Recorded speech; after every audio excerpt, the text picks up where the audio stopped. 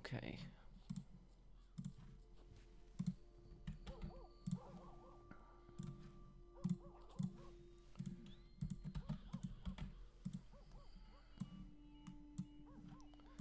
Okay, here we go.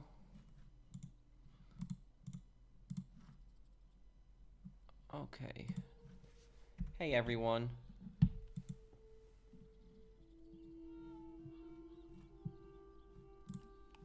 Hey, guys. How's everyone doing? Hey, Mr. Hopkins, Stay, Lucio, Razor, Bevios, Jonathan, Golden Stripes, Gilted, Zach. Hey, guys. How you doing? How is everyone today? I'm doing good. Hey, everyone. I just got a promotion for lead designer. Congratulations, Sean. Everyone, congratulate Sean there. Congratulations on your promotion, Sean. I hope that it goes good for you. I'm doing good, Raccoon. How are you, dude?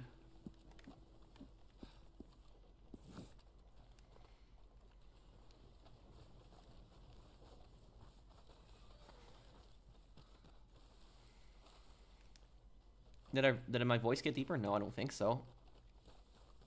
Do I work alone? No.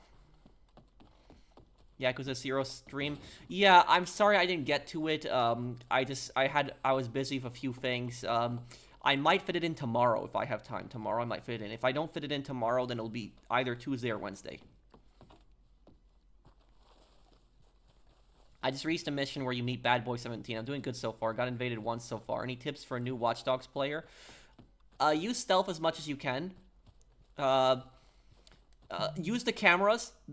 Make sure you hack them because the cameras in Watch Dogs can oftentimes find enemies, and you can also find a lot of stuff in them.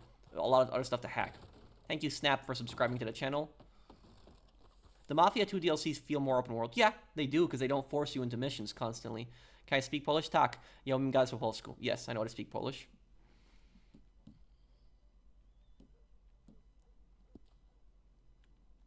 Okay. Hold on, I was waiting for one of my friends to probably rejoin here. Yeah, Last of Us I'll play one day. And thank you for being a member of my channel for 9 months, Cayman. Thank you, dude. What's the worst food I've ever had? Oh, that's a... I'd have to think about that one. I don't know. Yeah, I don't know, really. I don't know that one.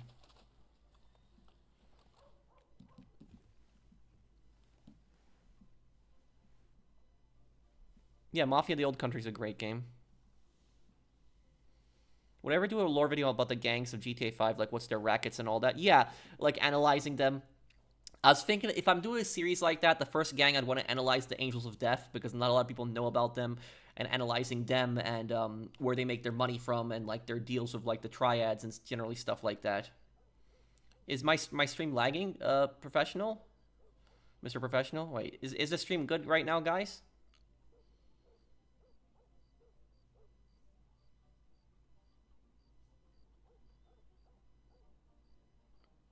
Okay. Goodfellas turns 35 today. Wow. It's 35. It's good? Okay. Have a great stream, Pro. Thank you, Manex. Thank you for being a member of my channel for almost 3 years. Thanks, dude.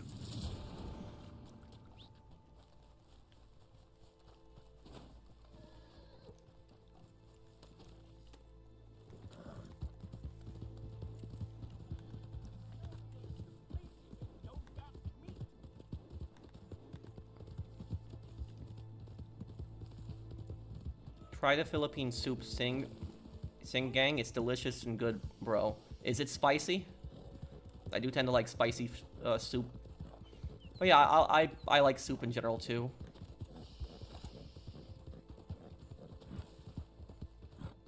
Have I ever watched Rush Hour? The older film when I was a kid, but I don't remember a lot of it. Jackie Chan I know is in that movie. I'm pretty sure, yes.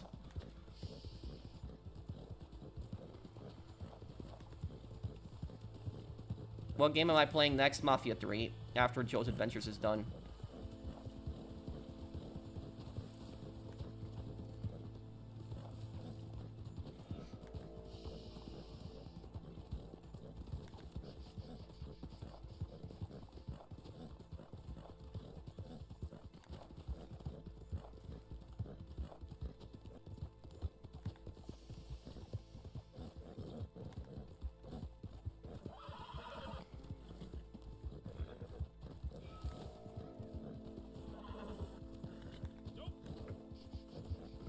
Mafia 3 will be doing next.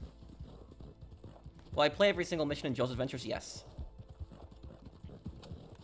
Will I play the Jimmy DLCs? Yeah, but I'll probably save that for a little bit later. After I finish Joe's Adventures, we'll go for Mafia 3.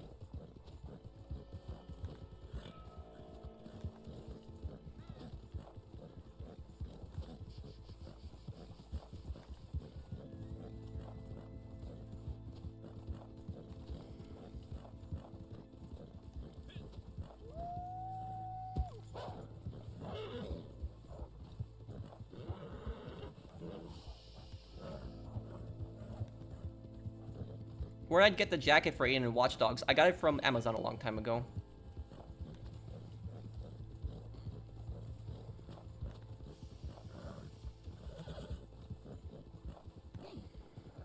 My favorite Mafia game? Probably the Old Country, and then the second one probably Mafia 2. Right? Yeah. I generally like all of them. Mafia 3 I haven't fully played, so I guess I don't have an opinion on that one yet, but... Oh, Amazon from Stay. Got that Joe's trench coat from Amazon.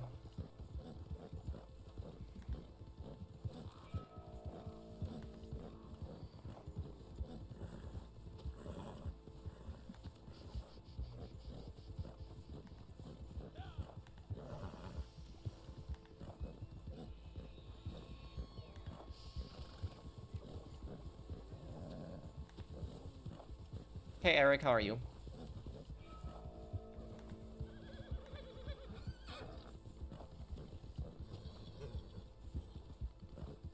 Yeah, I did, Isaiah.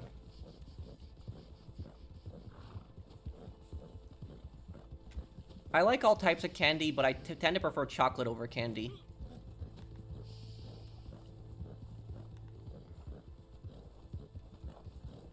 Do I know the game Medieval 2 Total War? Yes, I know that game.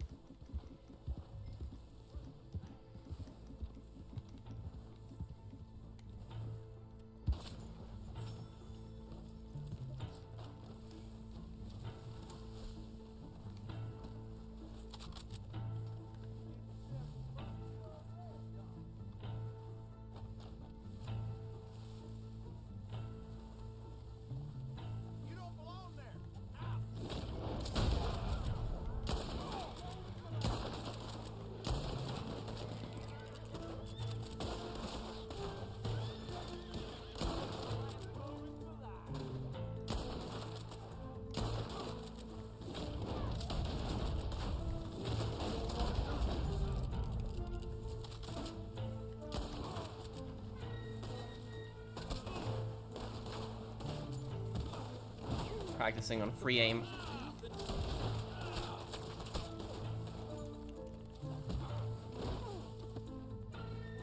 My live stream yesterday got copyright claimed. Wait, is it you're not able to view it anymore, Vertigo?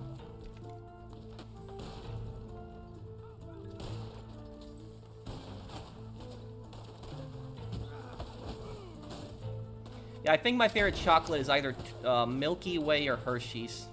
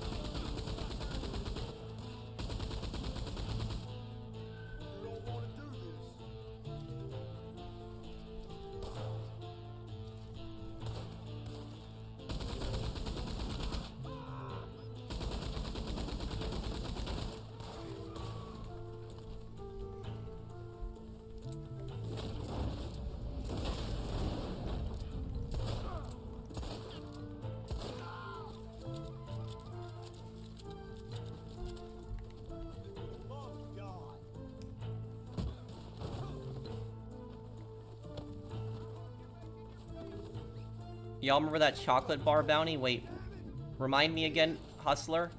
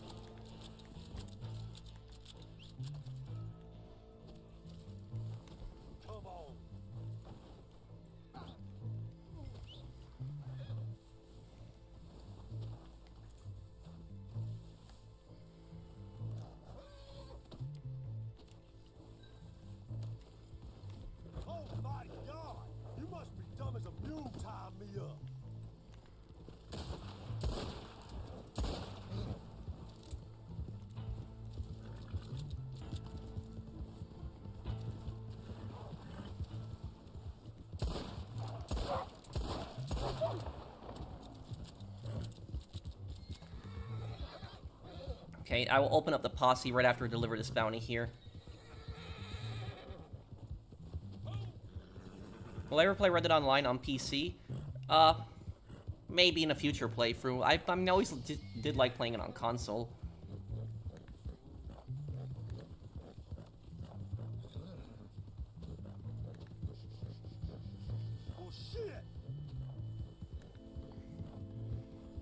Pro running a protection service. If you pay us 40%, we will protect your channel. You sound like Salieri in Mafia Definitive Edition.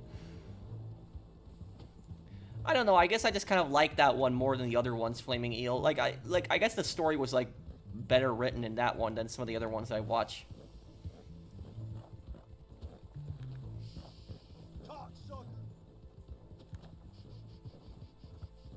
My favorite, I would say, is the Hershey's with the almonds in them. It's probably the, yeah, almonds in them. That was probably my favorite one there. Hey, Suspect 13. For the love of God.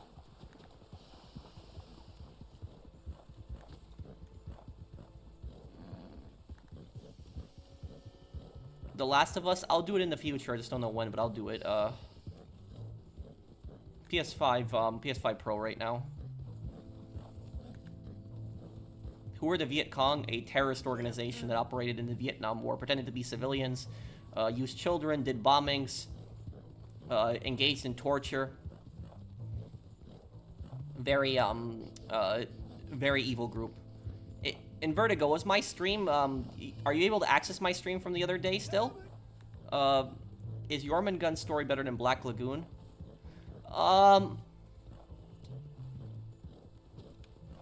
I think Black Lagoon is a bit more complex, but Jormungand is a little bit easier to follow. You can't. Okay, I'll look into that after the stream today.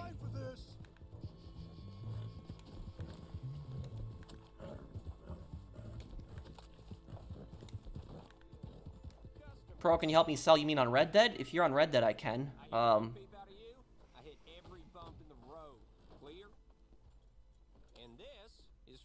Yeah, Zach. Raha Jackson is finally arrested. Oh, finally! I don't know what took the police so long.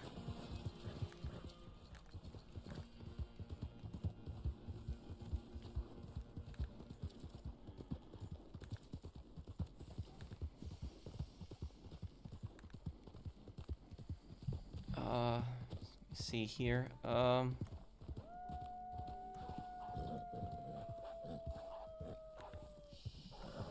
Oh, the live stream is copyrighted. Okay, hang on, I'll...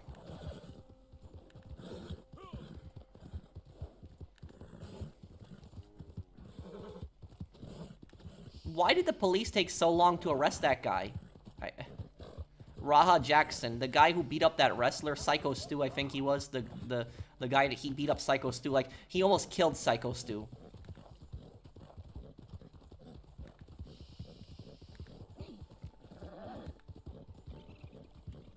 Or the Taliban, a terrorist organization that controls Afghanistan.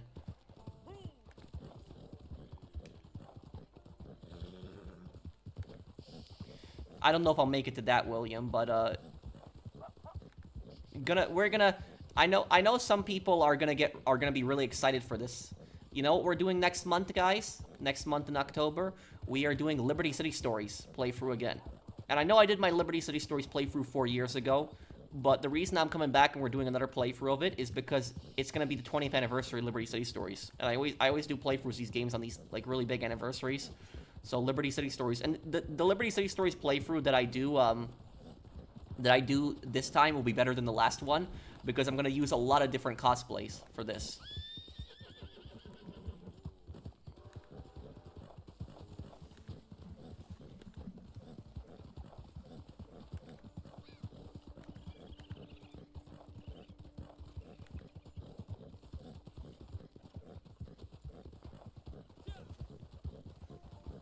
We love your outfits. Thank you. What about Left 4 Dead? I might do that for Halloween.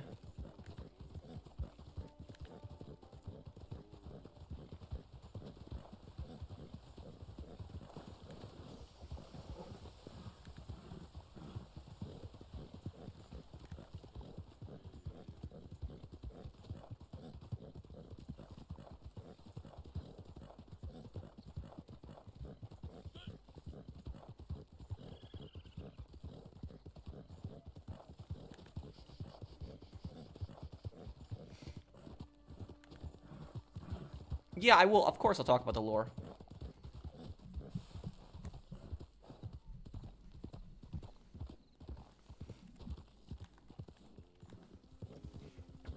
Oh, nobody answered, unfortunately.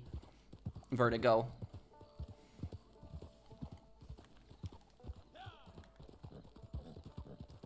I had gotten a text message from a scammer that I had received a refund, and I had to contact them, and I called them to try to mess with them the other day, but nobody answered the phone. I knew it was a scam. The refund scam, what that basically is they will text you or email you, and they'll tell you that you're due for a refund on something that you, some common service that people use. And what happens is, they will go into, like, Notepad and other stuff with you, or command prompt. And they will basically, like, make it seem like you sent them more money than you actually did when you didn't. And, they will just ask you to refund them that difference, but you didn't actually send that money to them. And then they'll just basically steal your money.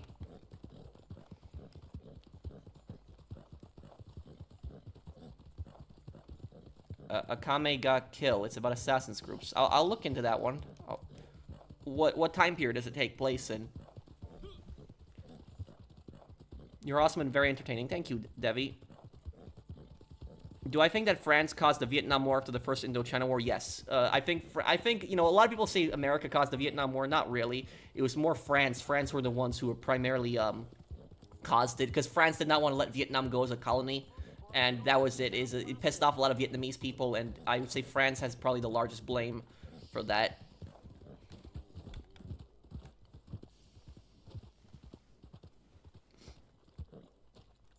Have I heard of Spy X Family? Yeah, I've seen that anime pop up a lot of times. I've never watched it.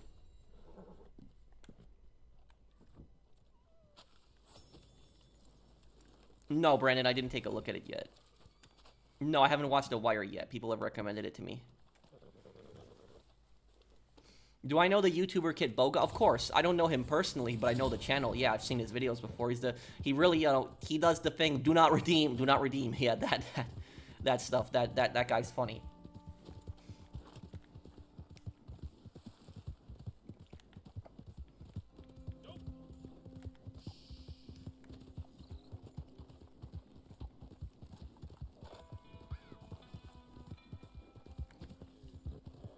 Can you please play Yakuza Kiwami? We will. December.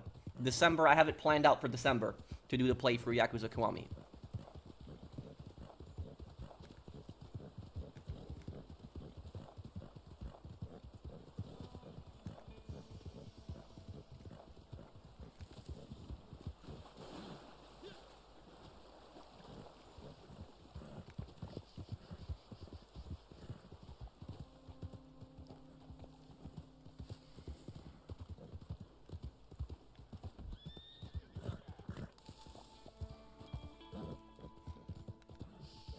Would Raph count as a right-hand man or gay Tony?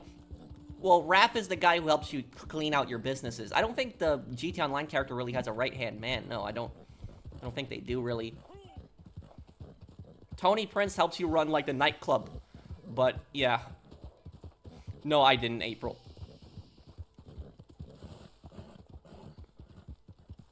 What's the best place in pizzas in New York I'm going to visit? I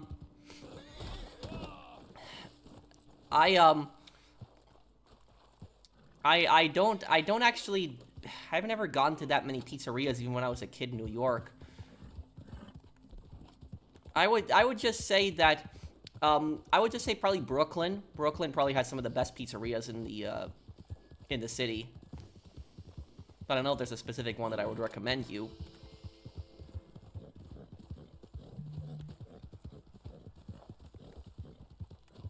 If you're going when there's warmer weather, go to Coney Island. Coney Island is pretty fun, though.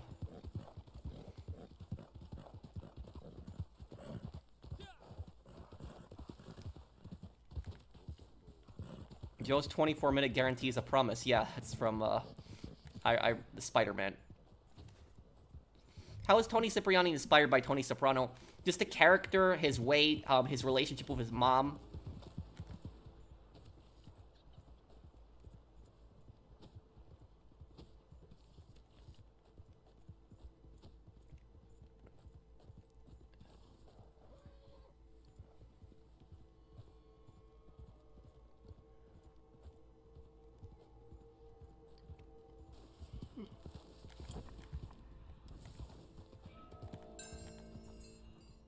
I made a Bug Stars video, approach video for GTA 5 12 years. Oh.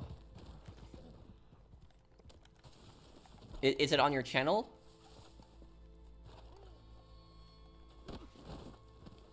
What the hell? Thank you, Mr. Professional. Thank you, Pierston. Damn ropes off. Okay, Vertigo. Wonder what's in here. Who do you think you are, tying me up? Nothing in here. Don't. What's the Leo Galante lore video gonna be about?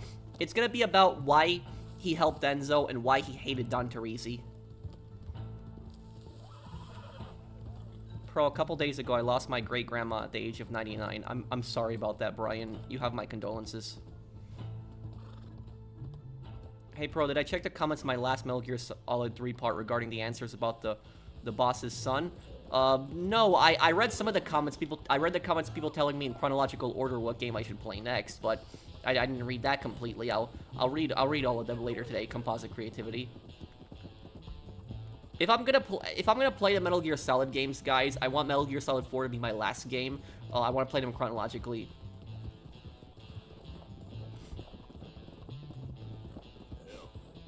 What's your question, Imperion? What determines if a group is a terrorist or rebel from their perspective? The rebels fighting the American oppressors, not defending them, but sharing the Taliban's side of it. Well, the thing about terrorism is that terrorists generally target innocent people. That's what they do. What the definition of terrorism is basically creating fear and committing crimes for a political purpose. So if somebody is like committing, crimes for a specific political purpose, that person can be labeled a terrorist.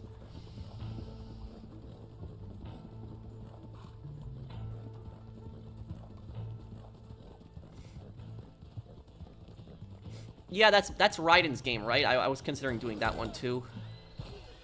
I know Raiden's game is the last one.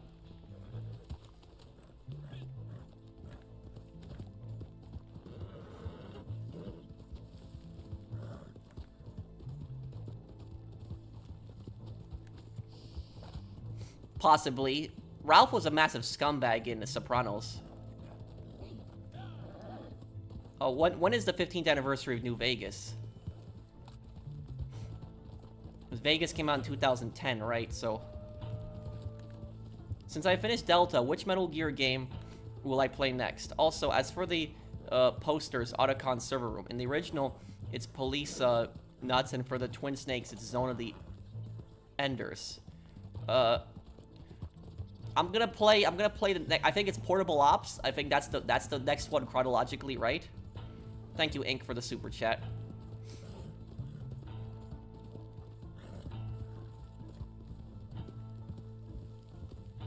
Yeah, I want to do them in chronological order.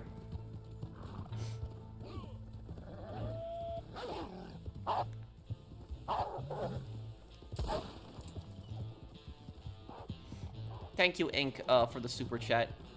Thank you, Ink Penification. I will do the other games in the future. I'll do them.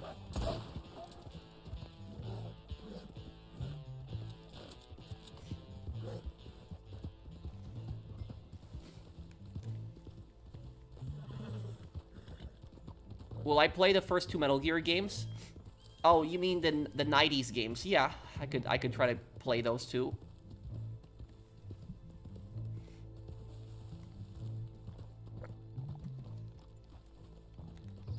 Thank you for the super chat, greatest with it. I don't want to talk about that conflict because it's everybody has an opinion on that, and people get so upset talking about that. People get so upset talking about that conflict. I don't support either side in that conflict. I just want to stay out of it completely. Thank you, Cayman. When I play games like Skyrim, I usually watch YouTube in the background, but Watch Dogs requires my full attention. Yeah. Oh, and here's a massive tip for you, Cayman. This'll actually help you out a ton in Watch Dogs. I forgot to tell you this. When you are playing Watch Dogs, if you want to know if another player is in your session before he starts hacking you, all you gotta do is just pause the game. That's all you gotta do. If the game freezes, like it's not moving at all, nobody's in your session.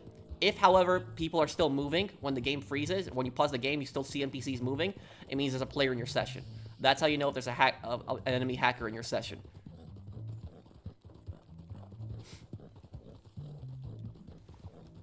Repria's comment, Pat. Damien R and WB atrocities. Let me see. Dead Sea Pirate. Thank you. What? Can I explain what occurred at Wasanga Beach atrocities? I wasn't there on Wednesday. Well, it's a beach in Canada, but there was a controversy over people defecating on the beach. It was really disgusting, and like the government was like denying it. But will I do a Manhunt series? I already did Manhunt 1 and 2. I did playthroughs of them. Look them up on my channel. There's playthroughs.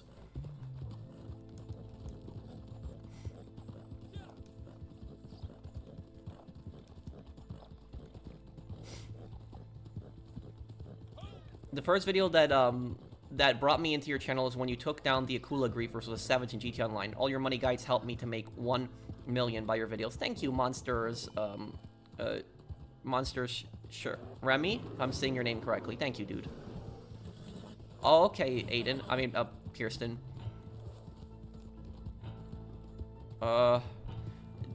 Damien R and... Wait, what do you mean, pirate? I'm sorry, I'm confused.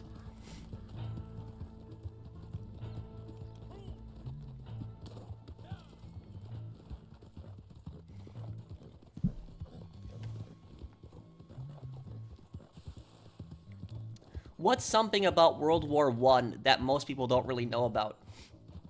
The thing that most people don't know about World War I would say that basically every side is guilty. That's what I would say about World War I. Because World War I isn't like World War II. In World War II, we know who the bad guys were. It's the Axis. But in World War I, in World War I would say that both sides were just as bad as each other. That's what I would say. I wouldn't say there was any good guys in World War I. I would say that both sides are really as bad as each other. Both sides can be blamed for basically starting the war. It's like both sides really wanted the war. You know, both sides wanted the war to happen.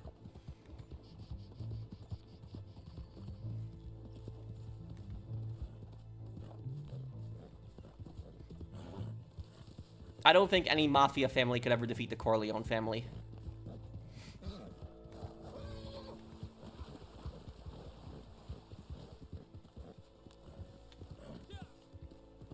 Who would you say is America's biggest rival, Russia or China? China. China is much more of a problem because... Oh, crap. Hang on. Why does this have to happen now?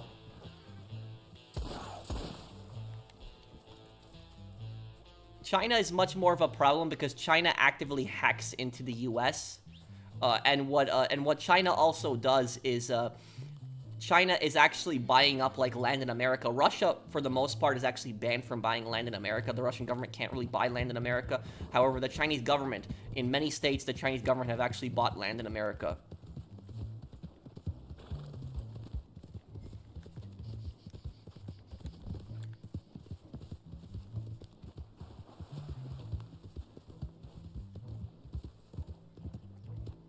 We can... I can react to a video tomorrow, then, Pirate. What's the name of the video? The Damien React guys. He watched that Wings of Redemption video you reacted to. Oh, what did he say? before I watch your Yakuza 0 video, I have to ask, have you talked about how the Yakuza, even today, operates in a legal gray in Japan and how they came to be? I don't remember if I really covered that on the playthrough. I know the Yakuza got really big after World War II ended. So, like, when Japan was rebuilding, that's when the Yakuza started becoming big. But the Japanese government, what they've done is they've done a lot to really destroy the Yakuza. Because what the Japanese government has done is that if you are a former Yakuza member, if you try to associate with other Yakuza members when you get out of prison, what happens is the government will deny you from being able to open credit cards. You can't open a bank account. You can't get a job anywhere. And so basically, it just makes their lives just so difficult that they basically just give up. So that was it. So that's what the government in Japan did, is that they basically prevented a Yakuza from making any kind of money or any kind of connections when they got out of prison, and that really took it down there. But what the Yakuza does, and that gray area that you're talking about, the gray area, I know what you mean. What the Yakuza primarily, how they make money today is they make money through scams most of the time. It's mostly scams.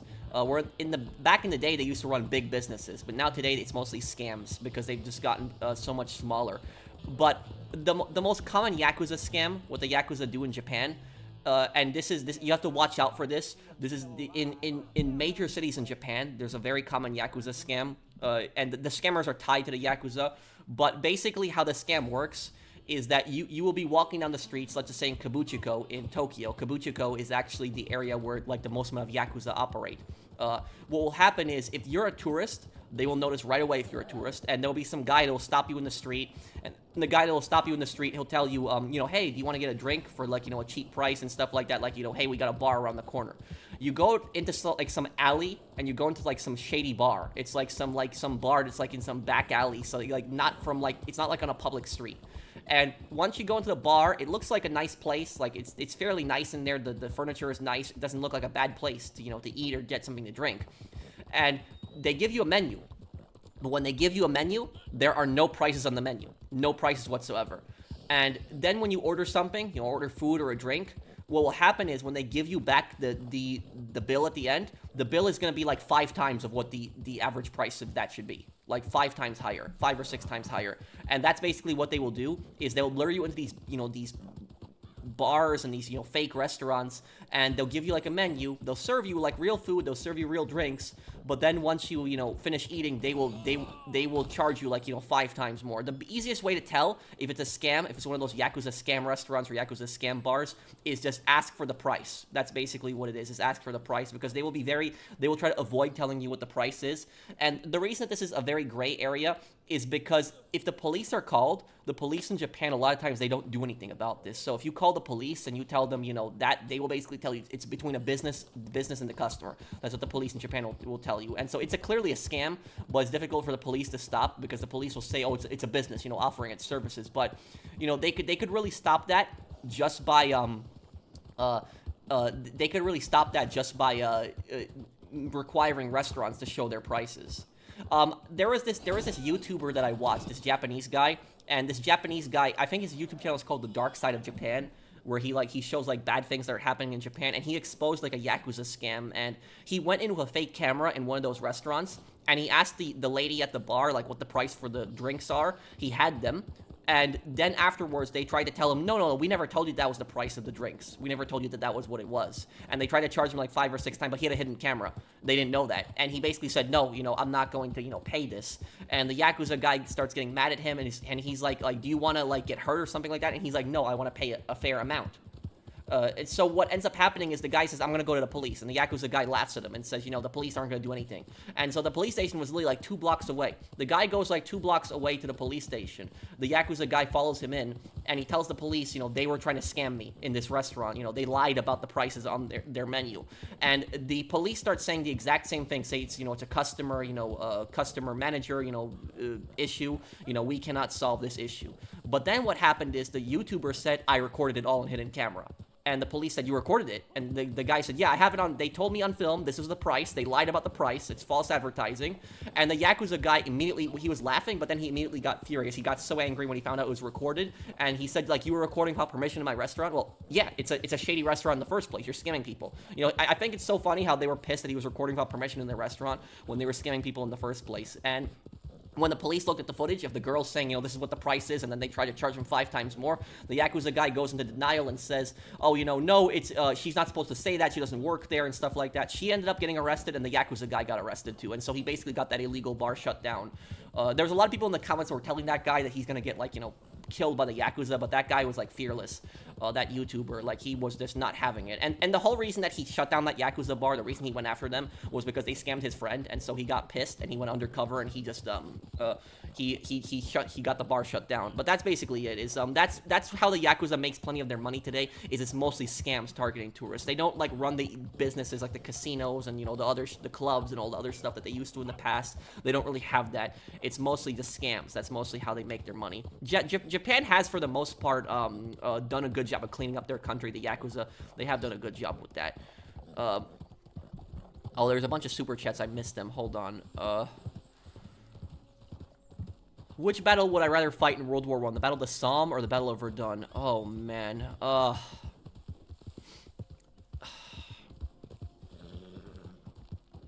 Well, the Battle of the Somme was shorter, but I think more people died in the Battle of the Somme than in the Battle of Verdun. The Battle of Verdun is the longest battle in human history. It lasted for 9.5 months. That's what people don't know. Verdun was the longest battle in human history. It wasn't the largest battle in human history, but it was the longest lasting battle in human history, 9.5 months. I don't know, really. You know, both of them are really bad. You know, they're both really bad. Thank you, Mr. Thank you, Mr. Jesus, for the super chat. Is Mr. House evil in New Vegas? No. No, Mr. House is not evil. Not at all. You can make the argument that wait, what do you mean? He wouldn't what do you mean, Ink? But let me see here. Is Mr. House evil in Vegas? No, he's not. Mr. House isn't evil. You could make the argument that Mr. House is not a good guy, but he's definitely not evil. No, he's not evil.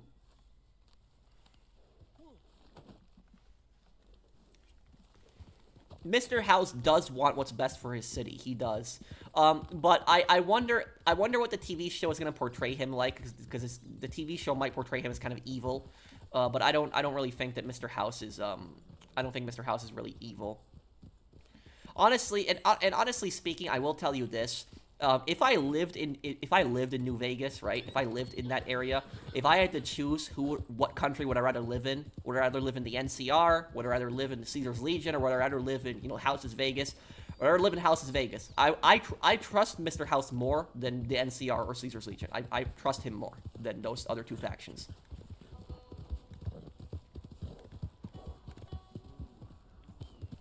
Is Caesar evil?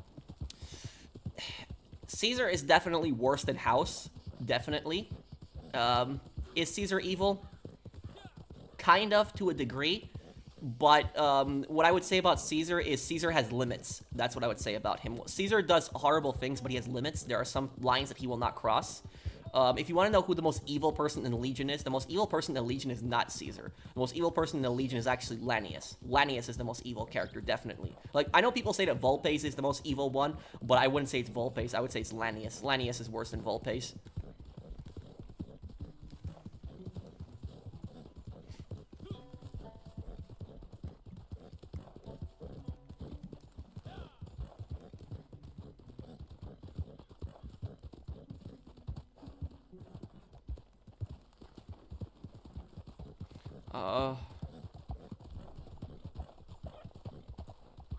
Yeah, Fallout has some of the best lore ever. You know what I hate about Fallout Season 2? You know what's pissing me off? In Fallout Season 2, they are going to do the entire season over, like, every week there's a single episode. I hate that. I hate that because December is like the perfect month to chill. It's like the holidays, and it's like the perfect time. It's like, watch Fallout. Everyone stays inside. Temperature gets a little colder. So like December is like the perfect time to chill and like watch a TV show. And the fact that they're gonna do one episode of Fallout every single week, that's pissing me off. I hate that. I wish they would have just released the whole thing at once. I don't like that they're doing that. I don't like that. My comment never gets read. No, I'm gonna look. I'm sorry, JBK. Pat, Dying Light the Beast is game of the year. It's really good. It's way better than Dying Light 2. Oh, okay. I have to play the Dying Light games on the channel one day. You got an aversion to red lights? Mafia 2.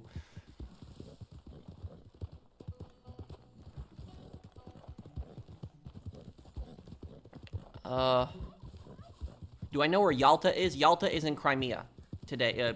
Crimea today. That's where Yalta is.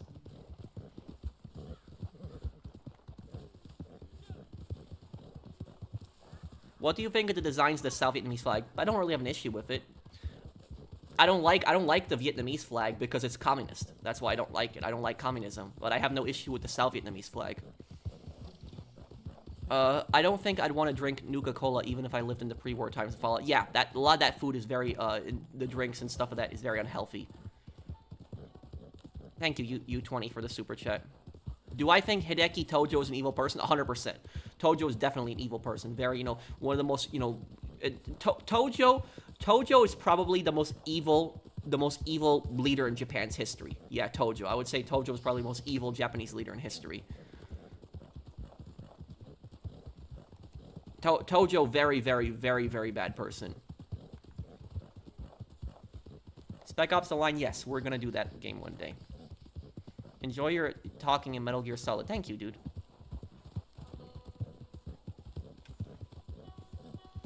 If I was forced to live in the USSR, which republic would I choose? Russia and St. Petersburg, or Leningrad. That was the, Leningrad people had some of the best lives in Leningrad, generally. There was, the people had the highest standards of living in the Soviet Union there. Hit the like button. Thank you. Will I get a pet? Probably not. I can't have a dog. The reason I can't have a dog is because I'm allergic to most dogs. The only dog I've never been allergic to is poodles. That's the only dog I've never been allergic to, but every single other dog I've been allergic to. I'm allergic to most cats, too. When I was a kid, I was at a pet store and I wanted to buy a tarantula, but my mom said, hell no. That was funny. I remember that. I was a teenager when that happened, but yeah, I never really had a pet. I did have a small lizard, but that was maybe for 2 or 3 months. It was I bought it at a fair for a little bit, but then after that, we were moving and I gave it to my friend and that was it, but. Okay,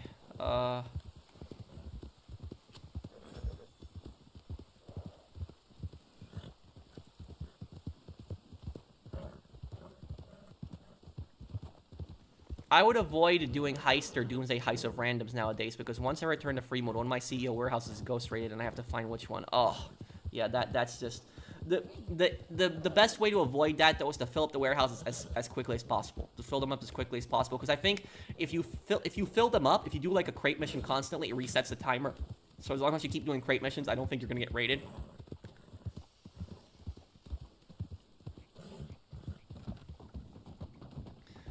No, Gunner. I couldn't. Have I ever seen a movie All Quiet on the Western Front? Yes. I've seen both movies. I've seen the 1930s movie, and I've seen the 1970s movie. I never saw the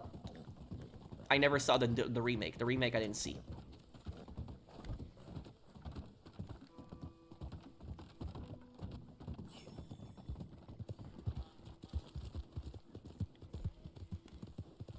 Battlefield 4's campaign? It was okay.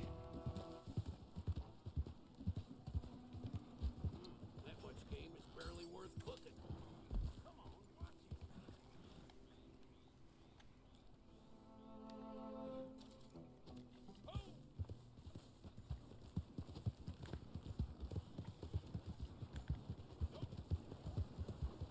I thought Battlefield 3's story was better than 4. Yeah, I would agree with that.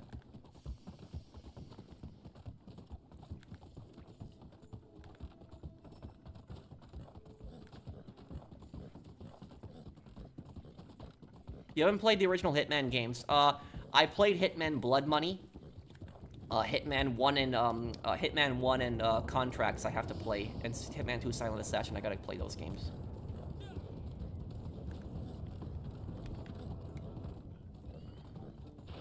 Would I play the old Sniper Ghost War games? Yeah.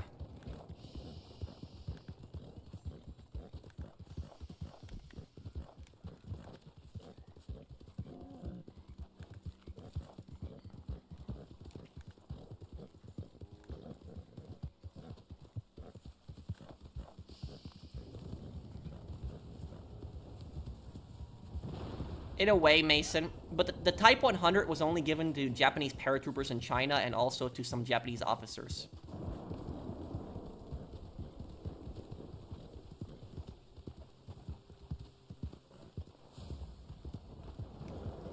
Has there ever been a game or any media about the Grand Getta or Camorra? For those who don't know, they're the mafia in southern Italy.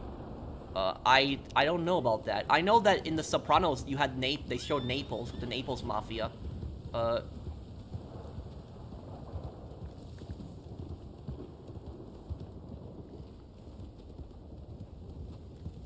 hate California weather. Oh, hey, Jonathan. Hey, dude. I don't like the heat, personally. I cannot stand the heat. You know what I think? I think Hell Let Loose should have gone to Korea. I think that would have been a better setting, because Korea is like a war that has never been done before, really, in a first-person shooter, and I think it would have been a good one to do.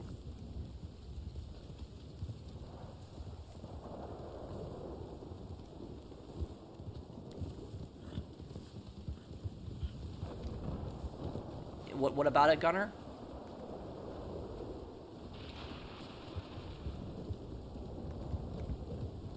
Oh, okay, Brandon.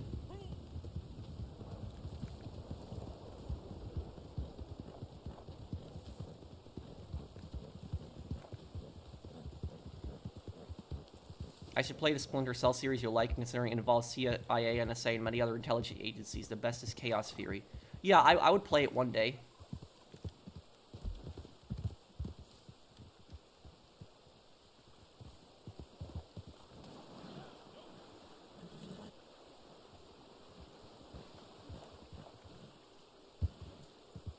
Hey, Raccoon. I could do a Hell Let Loose stream in the future. Yeah, I could do that.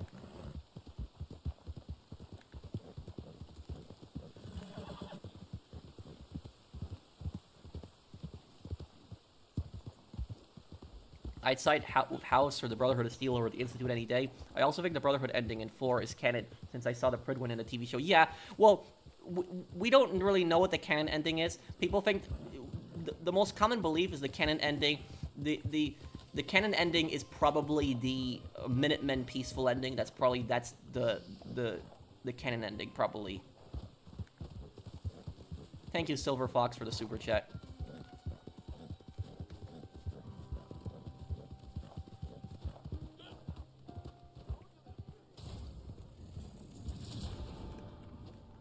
Who's this I like bread person? What?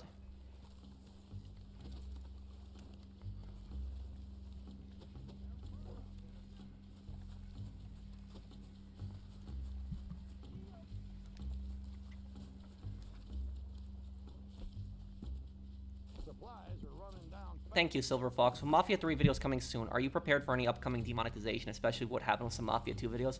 I know a lot of you guys have told me in the comments to keep the music on in the beginning of Mafia 1 because the music is really good, so I'll keep the music on in the prologue, even if I get a copyright claim. But I know that Mafia 3 has a lot of racist words. I'm not going to censor those words, so I'm just going to, I guess I'll just take the demonetization. I'll just take that.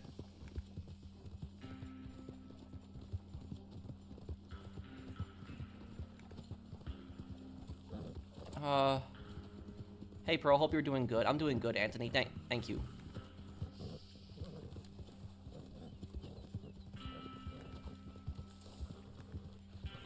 Would I ever want a right-hand man in GT Online? Like, you could send him to save your business from raids, or you could do some nightclub promotions? Yeah, but I think that Rockstar don't think is ever gonna do that.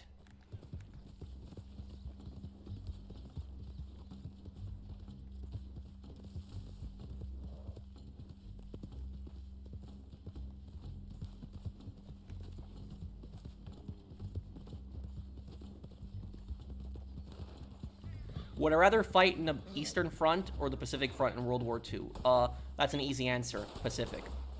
Because as bad as Pacific is, there's one big difference between the Pacific and the Eastern Front, and do you know what that is? That the American soldiers, they got to eat in the Pacific. The Soviet soldiers didn't always get the chance to eat.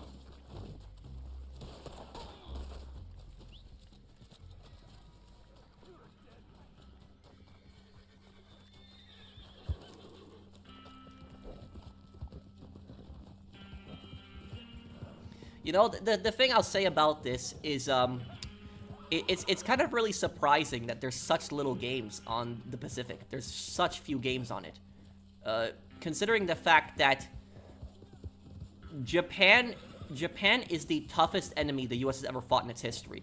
Out of all the countries the U.S. has ever fought in its history, Japan is 100% the toughest enemy that we've ever fought in our history, 100%. And even though some people might argue that Germany was tougher, I would say Japan was tougher. And the reason Japan was tougher is because Japan's entire culture and religion at that time was basically for fighting for the emperor to the death. And they were basically just fighting to the last man, not surrendering, not dying, gonna die. All of them were gonna die, just fighting to the very end. Like, on those Pacific battles, everybody was fighting to the last man. It was just crazy. No surrender, nothing. At the end of World War II, in Europe, like, the last year of the war, a lot of thousands of Germans were surrendering. Like, they were all just giving up. Like, even in the Normandy invasion, thousands of Germans surrendered in the Normandy invasions. Like, in Calais, for example, there was a huge pocket of German soldiers, and they got trapped. The Calais pocket, they actually wanted to evacuate because they were going to get surrounded, but Hitler refused to let them evacuate, and he told them to fight till the very end. And when they got surrounded, they all just surrendered. But what happened is when, if that was Japan that we were fighting in Calais, they would have fought to the very last man. And so that's what I'll say about it, is Japan is the toughest enemy America's ever fought in its history. A lot of people don't think about that. When people think of, like, the toughest enemy America's fought, they think of, like, Germany, or they think of, like, North Vietnam. But I would say that it is Imperial Japan. Imperial Japan is probably the toughest enemy America's ever fought in its history. 100% on that.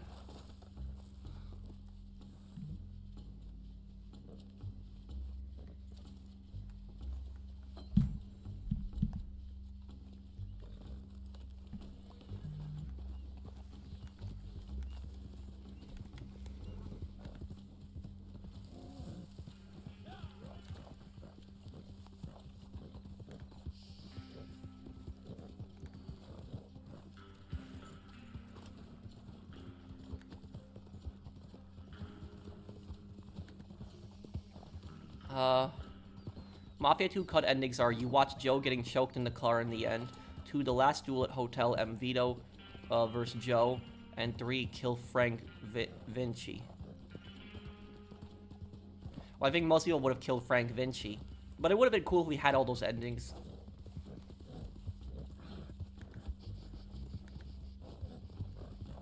What caused the Ottoman Empire to collapse? The Young Turks. The Young Turks were like an extremist group that took power in the Ottoman Empire in the last few years of it, and they had very racist policies. They believed that Turks were superior to everyone else. They treated every single other ethnic group in their country like garbage. That's why the Arabs revolted. There was, the Young Turks were also the people that did the Armenian genocide. Excuse me. So yeah, the Young Turks were the ones who brought down the Ottoman Empire. Thank you, Damos, for that super chat.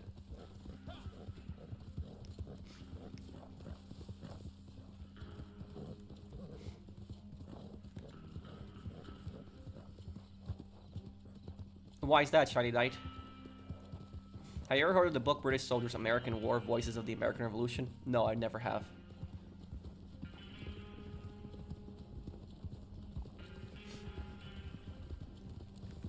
Well, I know that, for example, in East Germany, people had better lives than they did in communist Poland.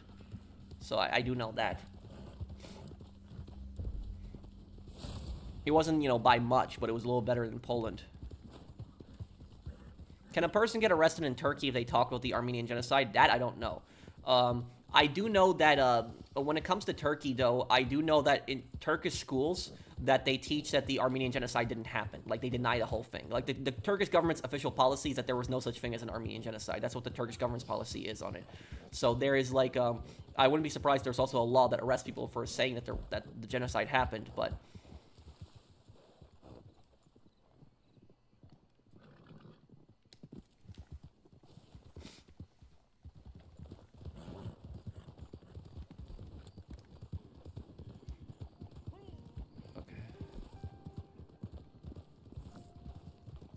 What made the Russian Empire collapse? Thank you, Jake. World War I put their strains in the empire. There was also extreme inequality in the Russian Empire, very authoritarian. People lived in absolute poverty, constantly spending money on wars and expansionism, and not on actually helping the people. Fueled the civil war.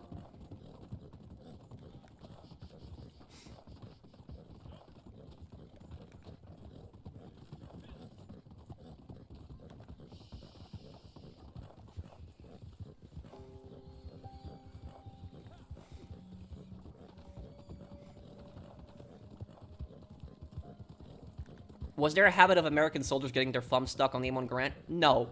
That happened to, like, new soldiers, but, like, when somebody was in combat for, like, at least a year, they knew how to avoid that.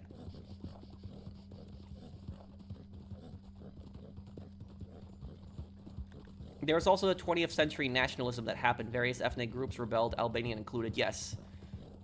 And, that ultra-nationalism also caused the downfall of Yugoslavia, because all these ultra-nationalist groups were showing up in Yugoslavia, and, there was ultra-nationalist groups in Serbia, Croatia, and, Slovenia, and a lot of these places, and they were each of these groups were, like, saying, like, oh, this part is part of Croatia, or this part is part of Serbia, and they were, like, trying to take land from each country, and it collapsed into full-scale civil war, and Yugoslavia just collapsed. The boss, she saved the world. Yes, she did. Was that kind of the moral lesson of the, Metal Gear Solid 3? These governments just basically use these soldiers, like, and throw them away like nothing? Are you buying the new iPhone 17? No. You're in. All right. I like that. You committing. Before you know what unspeakable acts I shall ask you to perpetrate. This ain't nice work. Turning a wedding party into a funeral. But it's the job you're gonna do. Kill these fools. What is Amendment XXV? I see this in the second to last mission name in Hitman Blood Money. That's the mission where you kill the vice president. Evil men and women. They get married too. But that's also Roman numerals. But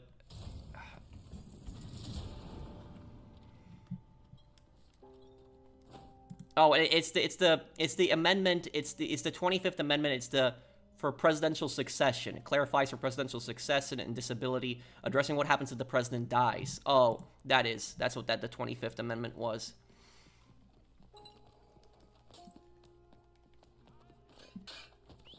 So yeah, that was basically why it was called that in Hitman. In Hitman Blood Money.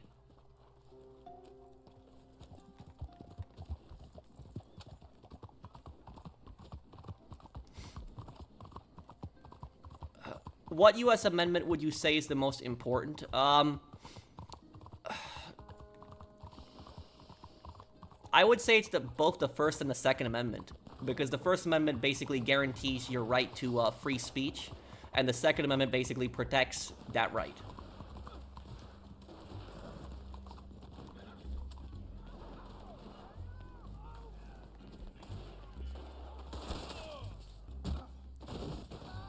Capture one of these guys here, so...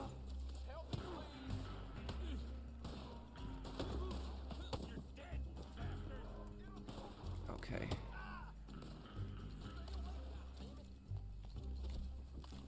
I heard Jimmy Kimmel was, has been fired over the... Yes, I heard about that. But honestly speaking, I can't stand Jimmy Kimmel, so I really don't care, personally. Like, Jimmy Kimmel always seemed like a very narcissistic person to me.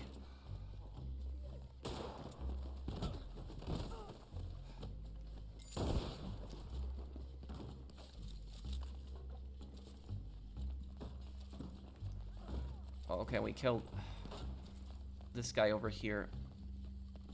You know who was the only... You know who was the only late-night comedian that was actually good? The only late-night comedian that was actually good is Conan. Jay Leno was pretty good too when he was still on, but like Conan is the only guy who's like Conan is the most reasonable out of all of them. Like out of all the late night comedians, yeah, Conan was the most reasonable one.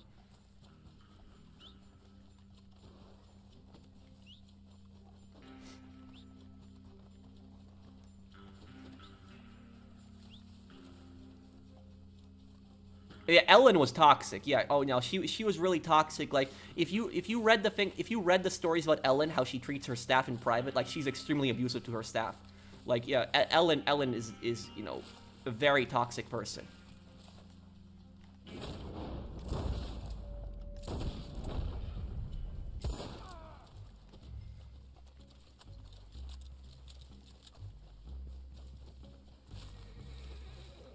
Thank you, Agent Reaper, for the super chat.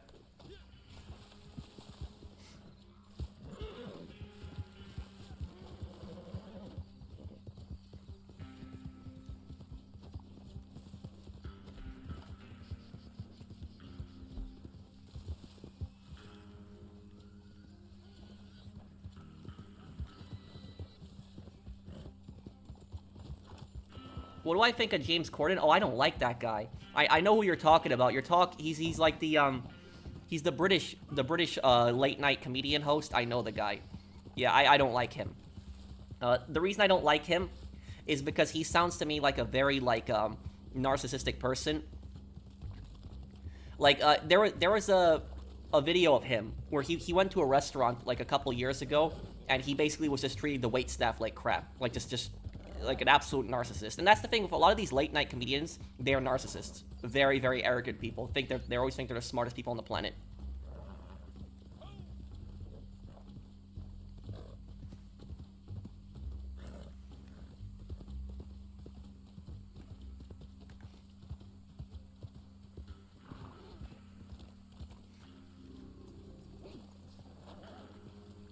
Carrot cake? No, I've never had it. Whoa. The...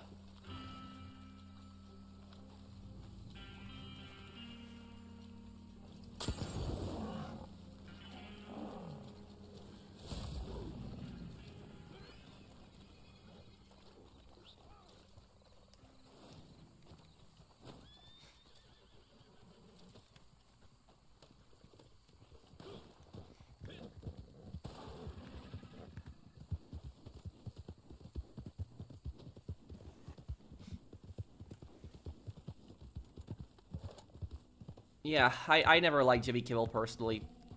Hi, Sugesta.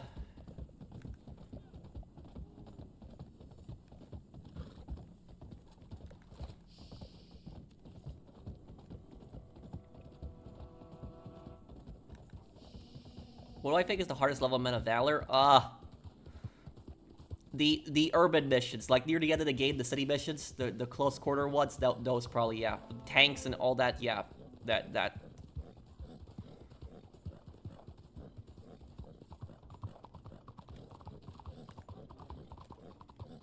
Yeah, the Hui missions. Yeah, the Hui missions probably the worst ones, the toughest ones. The Cobra unit, they're a glorified crew. Thank you, Composite Creativity, for the super chat.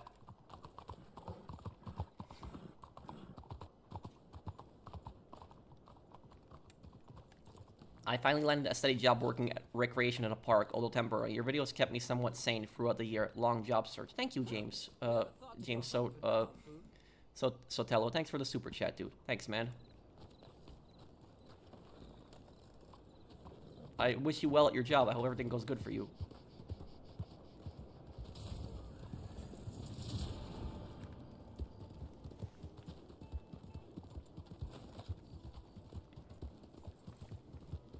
You can't champion the First Amendment and then not care when someone loses their livelihood for using the First Amendment. Well, the thing is, it was a private company. That's what it was. And does Kimmel have the right to say what he wants? Sure, 100%. I'm not denying that. I never liked the guy. I never liked the guy, but that doesn't mean I support like the government arresting him or something like that. But Kimmel was fired by Disney. I don't think there's any proof that the government was involved in that. So the First Amendment, what the First Amendment does is it protects the government from violating your free speech. But you can't really, you can be fired for saying something at your job. So if you say something that your boss doesn't like, you can very much be fired for that. So I wouldn't say that that's necessarily like a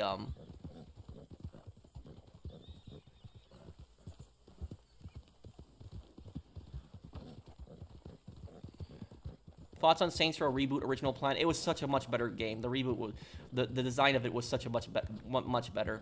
They really ruined it.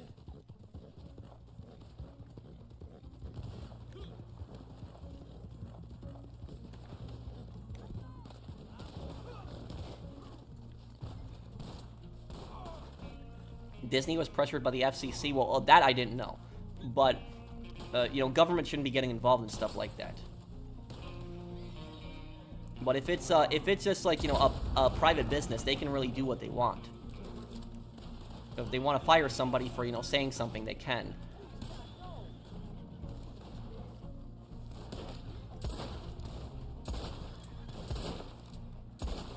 Damn, missing every shot.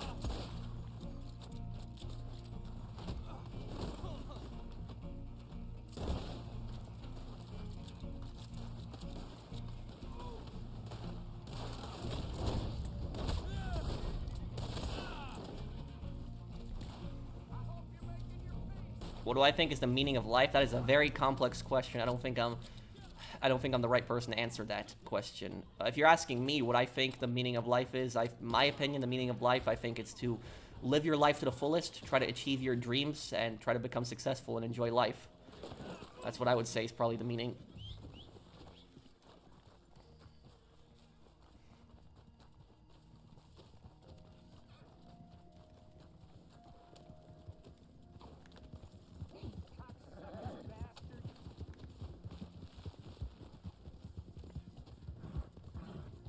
If the government got involved in that stuff, then that was kind of wrong. But if they aren't, it's Disney. It's a, you know, private company that did that. But I will say though is that Kimmel is a very toxic person. He is, and I would say Conan is the only late night show host that I can watch. Like, you know, yeah.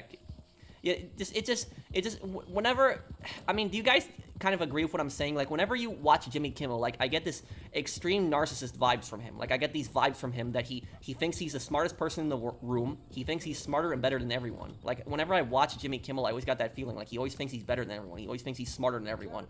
And that, like, I could not stand that attitude. Like, it just, for me, that pisses me off. Like, when I watch Conan, I never got that feeling from Conan. I never got that feeling from Conan that he was like a, you know, he thought he was better than everyone. He was smarter than everyone. No, Conan was generally a friendly guy, and he wasn't a toxic person. And Conan, for the most part, stayed away from the political drama. He mostly stayed away from that. Sometimes he covered it, but he mostly stayed away from it. So Conan was the smartest comedian out of all of them, the smartest one, because he knew how to not to divide his audience. So he stayed away from a lot of that BS. But Kimmel, on the other hand, Kimmel will constantly just jump into the political drama over and over again and just divide his fan base, got extremely toxic, and yeah, I just never liked the guy. I never did.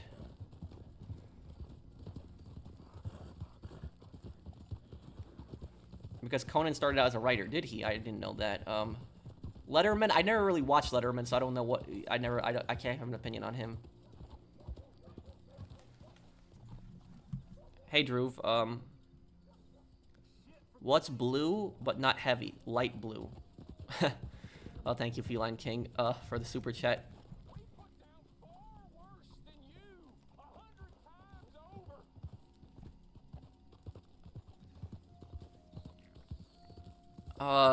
Hey, Pro, do you know what sucks for the people in the UK, and that's where I'm from? We have to pay £178 a year just to watch live TV, and if we are caught without our license, we get fined £1,000. Yeah, that's the BBC license, right? Why do you know, that's the thing, that's so weird. For me personally, that's so weird having, like, a government-run news channel. That's so weird. It's just weird. I just don't like the idea of that. I know in America we have a little bit like that, but it's not as big as BBC. In America we have, I think it's NPR, I'm pretty sure that's government funded. And then we also have, is it PBS? Correct me if I'm wrong. Is it PBS is the one that's government funded? Is that the one that's government funded? I think there's like one channel that's government funded. I'm trying to remember what the one is that's government funded, but it's not as big as BBC by any means. But I will tell you, though, is that government should never be getting involved in that stuff. Like, government should not be, they should not be funding a media channel. They shouldn't. And the thing is, I'll tell you something. A government news channel is the last news channel that I'll watch. The last one. I will not watch a government news channel. I won't. I might, like, you know, watch the channel occasionally to see, like, you know, their viewpoints and stuff like that. But I'm not gonna, like, you know, watch them or, like, listen to them. And the reason is because the government is gonna only tell you stuff that the government wants you to think. That's basically it. That's, you know, that. So for me, I just found that always so weird that, like, in Britain you pay, like, this fee for, like, a TV channel in the I think it is ridiculous.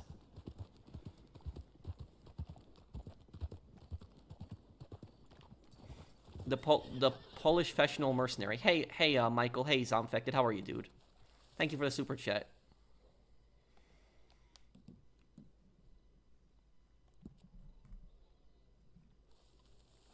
Who do I usually side with in the Skyrim Civil War? Stormcloaks.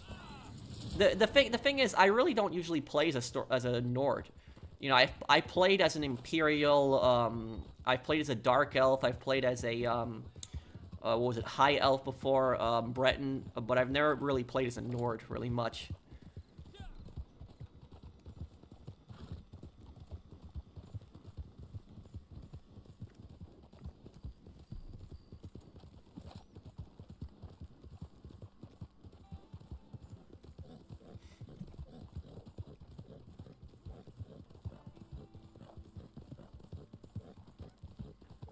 I can see cars being set in an alternate timeline of Transformers where the Decepticons won. I did watch some of the Transformer movies when I was a kid, but I just never got into them. Yeah, it is PBS, and I was right. Thank you, TB Bunny. Do I think anarcho-capitalism is a good idea? The idea of anarcho-capitalism on paper, it looks good. You know, government is out of your life, and you know you can make as much money as you want. But the main problem with anarcho-capitalism, the biggest problem with it, is I think that the biggest problem with it is that just no law and order, and the fact that somebody would try to end up becoming the government. I think that's the thing is. You know, and anarcho-capitalism was tried in BioShock. If anybody plays the BioShock games, it was tried in Rapture. That was the whole idea of Rapture, was an anarcho-capitalistic society. But it didn't go well in Rapture. I know the president of Argentina is an anarcho-capitalist, but it's kind of weird having a president that's an anarcho-capitalist. But honestly speaking, I prefer the anarcho-capitalists over the communists. The communists I cannot stand. I will prefer the anarcho-capitalists over the communists.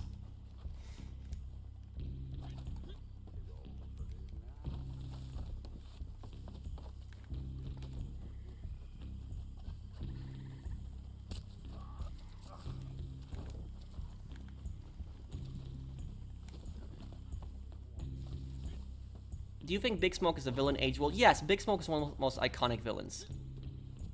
Rapture was libertarian objectivist. Rapture was, they had no government. At least at the start, it had no government. At the start of it.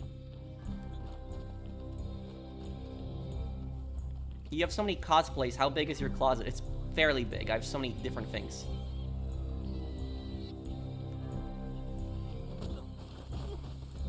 My favorite game, Saints Row 2.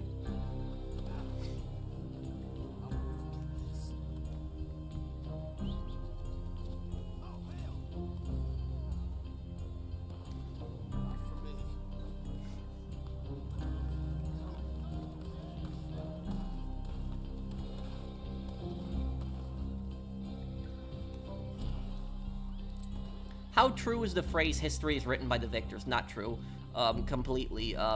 There are times where sides have won, and they are still, you know, portrayed as the villains, the bad guys. You know, a perfect example is if you look at China, for example. China won, you know, took over Tibet, but do we see the Chinese government as the good guys? No, we don't. So that's that's what I'll say about that.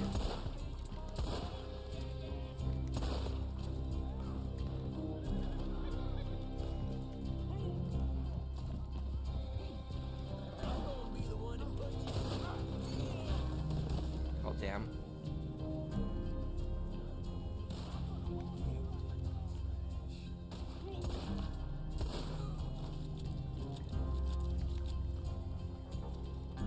How old were you when you made your lore video on why Dimitri betrays Nico? That was what, 2021, right? 2021, it would have been 4 years ago, so I would have been, what, 27?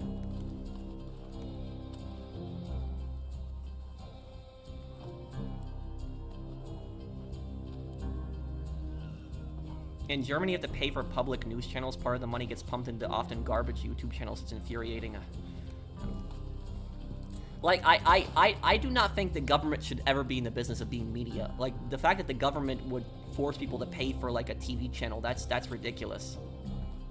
They're basically forcing you to pay for a TV channel, and then the government is only going to tell you what they want you to hear on the TV channel. That's why I don't trust government news.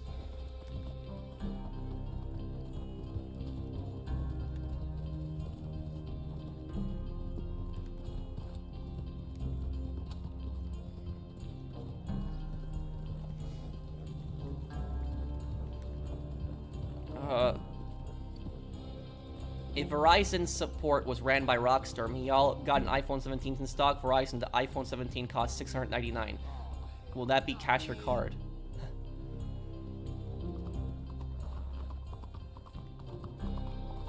You know what the you know what the most common most common thing that the support says?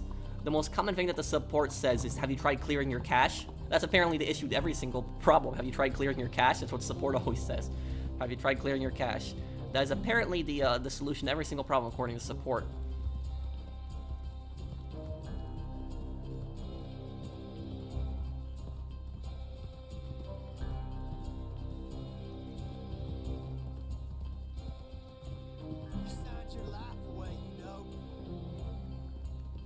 Have you tried turning it off, on and off? Yep.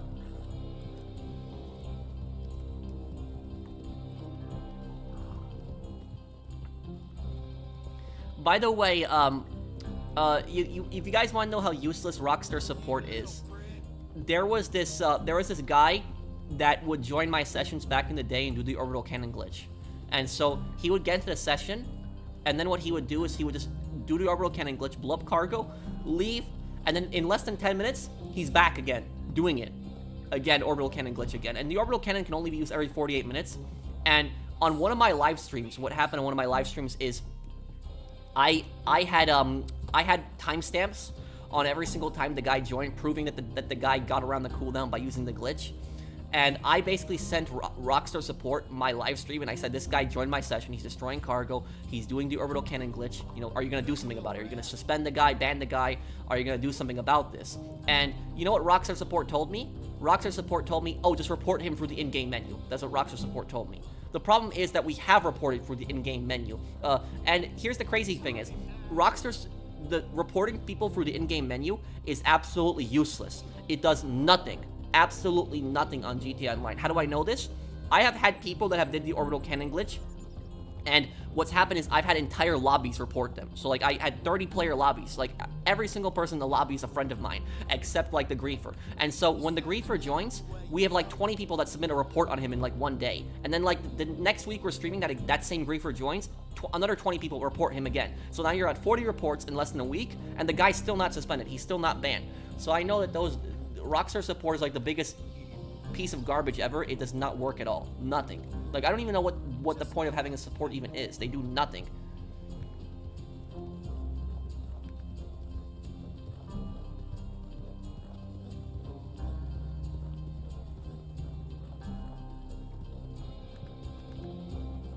Yeah, sometimes support will give you some money in GTA Online if you complain enough, but it's still like, you know, some of these toxic people, they should have been banning them off of the game.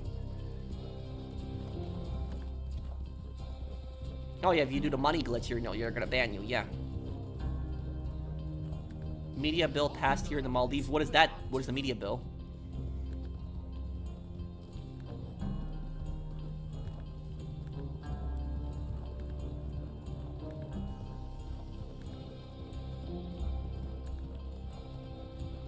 Favorite TV show?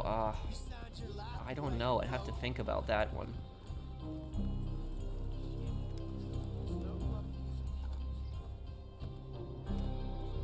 Like my mom always said, you can never have too much ammo. Harry says that in Mafia 2. Yeah.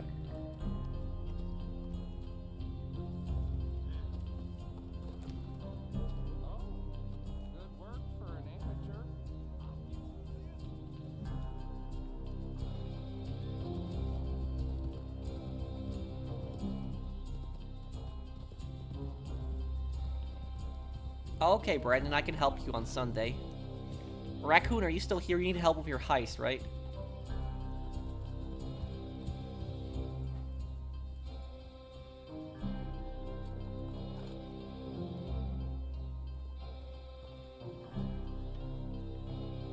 I honestly, I will tell you, GT Online is... When you guys really think about it, when you guys think about this, right? And hear me out when I say this.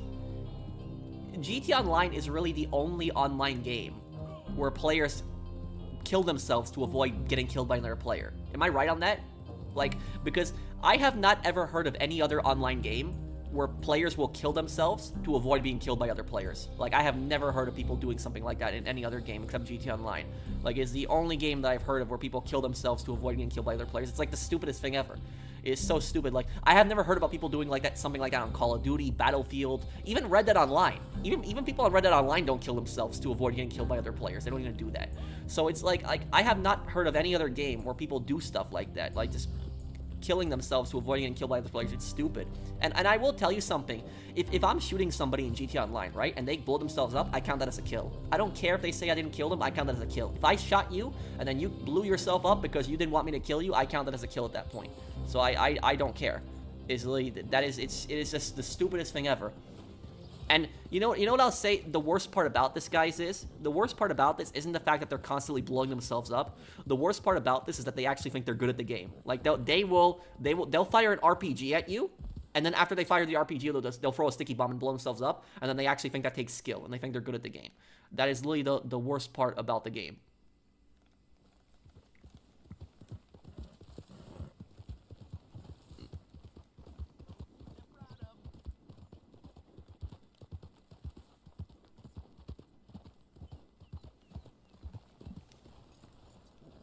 Okay.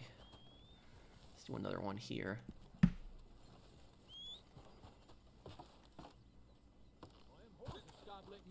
Hey, Pro, have you ever been DDoS before? Because it happened to me and one of my friends last week when he was trying to sell his trader goods. I've been DDoS multiple times. It's even happened on Red Dead Online, but GT Online is the game where it's happened to me the most on. GT Online is the most toxic one. It's happened to me so much on GT Online.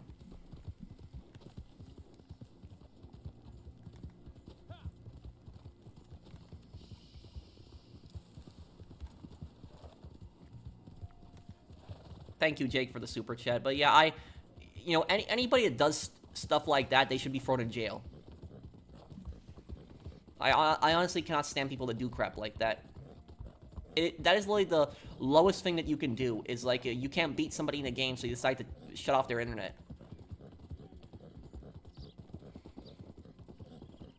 Fun fact, you might remember Dolphin Emulator comes from GameCube's internal name, and why can play at Wii games, they basically have the same hardware. Wait, what do you mean, Blinded Eagle?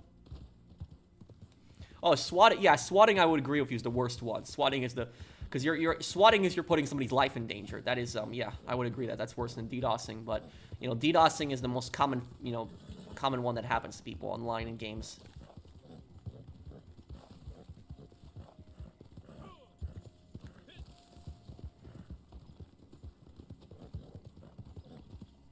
Wait, what? Moonstone Gaming? What? But the people that do bullshit like that, like the DDoSing, you know what those people say? They say, "Oh, it's not a big deal. It's just a game. It's just a game." That's what they say. It's not a big deal. Oh, it's just your internet. It's not a big deal. Well, if those DDoSers say it's not a big deal, then I'll tell them that a jail cell is only a room of 4 walls. That's what I'll tell them. If they think that DDoSing isn't a big deal, then a jail cell is just a room with 4 walls. Because I don't care. Those people should be thrown in jail for doing that crap.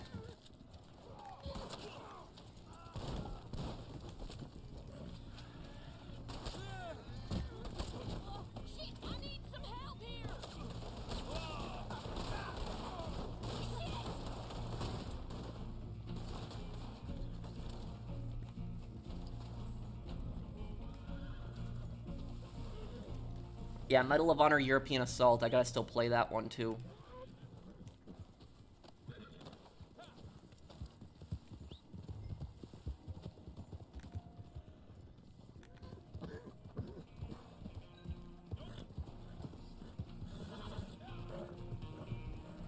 Pat, I'm saying the emulator that's called Dolphin is named after the GameCube's internal dev name, but the reason it can also play Wii games is because they are almost the same console. Oh, I know. I didn't know what you were talking about. So okay, it's an emulator program. Then I was confused.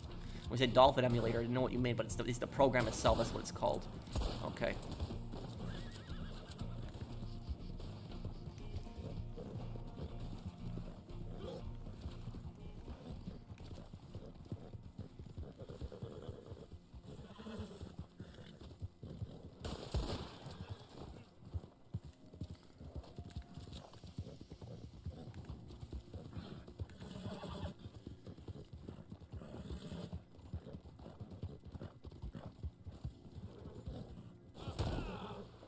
In the TV show SAS Rogue Heroes in Season 2, they did mention the Commando Order, and there was a scene in Episode 5 or 6 where the Germans executed captured SAS soldiers. Yes, that is true.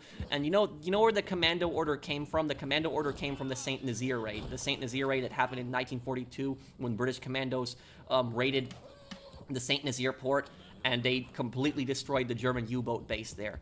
That's where that comes from. Is Hitler was so angry about that he issued an order that any commandos that are caught are to be executed.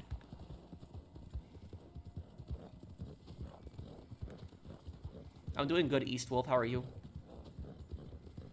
Is your PC a gaming PC? I guess you could say it's a pretty, good PC. Did I feel sorry for Eugene in Sopranos? Sometimes, but he was a cold-blooded killer at the same time, too, so it's hard to feel bad for these people. Honestly, it's hard to feel bad for any of the characters in The Sopranos because they're all of them are such bad people.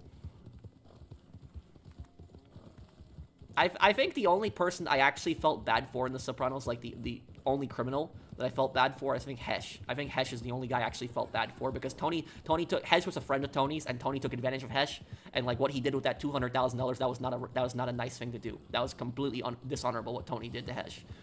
So I think Hesh was like the only guy, because I think Hesh was like the only guy who wasn't a murderer in that entire organization. So I would say probably Hesh is probably the only guy I felt bad for. Well, the waiter was innocent. I'm talking about the criminals, though. Well, Bobby maybe to a degree, but Bobby was a killer, too. Bobby killed for Tony, too.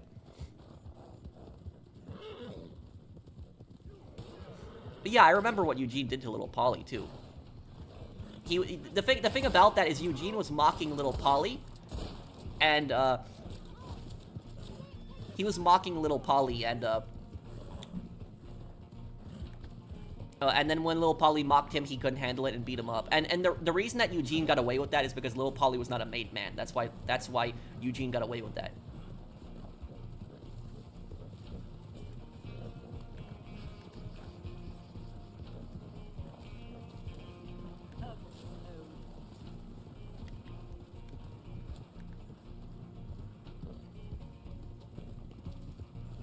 I remember a line from Downfall where Hitler says, "I should have had all the high officers killed like Stalin did." Stalin actually do that? Yes, he did.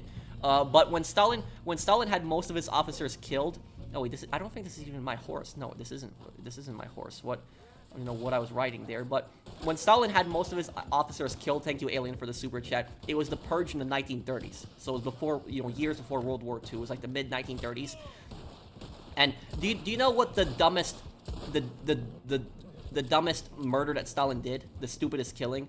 The stupidest killing that Stalin did was when he killed Mikhail Tutalevsky, if I'm pronouncing his name correctly. Somebody probably knows in the comments what I'm saying. But Mikhail Tutalevsky, he was basically, called the Red Marshal. He was like the most smartest Soviet general ever. Like, you could make the argument that he was even better than Zhukov. But the reason that Zhukov got so popular was because Tutalevsky was killed before World War II happened. Stalin had him killed. But he was a young general. He was actually a fairly young general, where most of the Soviet generals were pretty old. He was actually a younger general, and he was a very smart guy, very intelligent. And that was the stupidest thing when Stalin had him killed. Stupidest thing. Stalin had so many good generals killed because he thought that they were a threat to his power, and that's why the Soviets got, overrun so quickly. Wait, what are you trying to tell me, Brandon?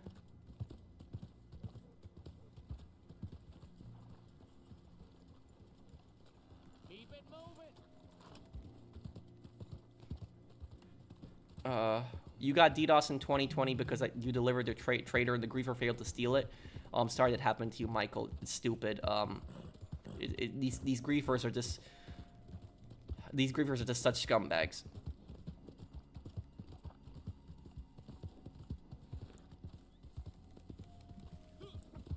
Oh, you did? Well, you got him to quit, then you saved people, Suspect 13. Wait, you need to back up? Wait, what do you mean, Brandon? What?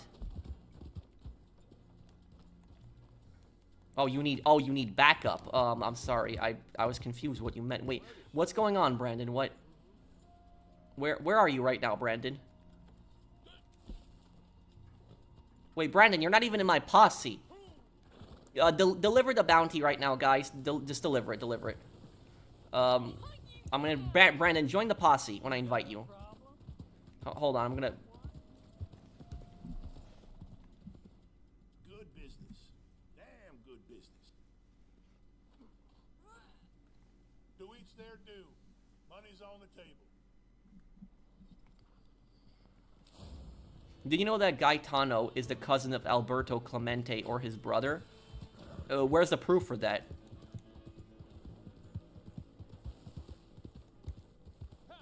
Okay, hang on a second.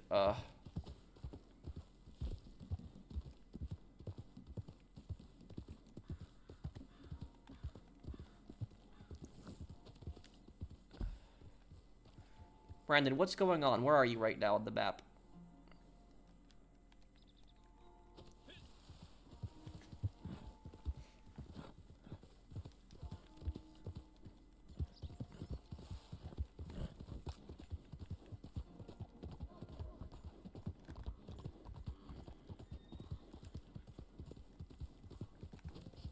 Emerald Station. Brandon, I could just teleport you to, my moonshine. Hold on. I'll get you away from the players.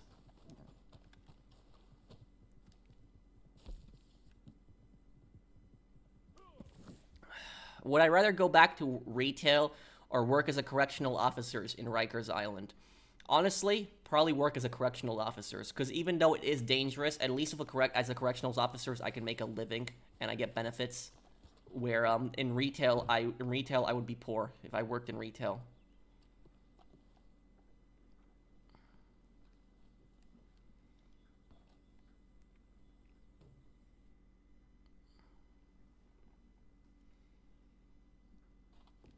Did I watch The Sopranos when it was on air? Yes. Okay, thank you, Michael. Dispatch is parfait. We can ship it whenever you like. C'est parti.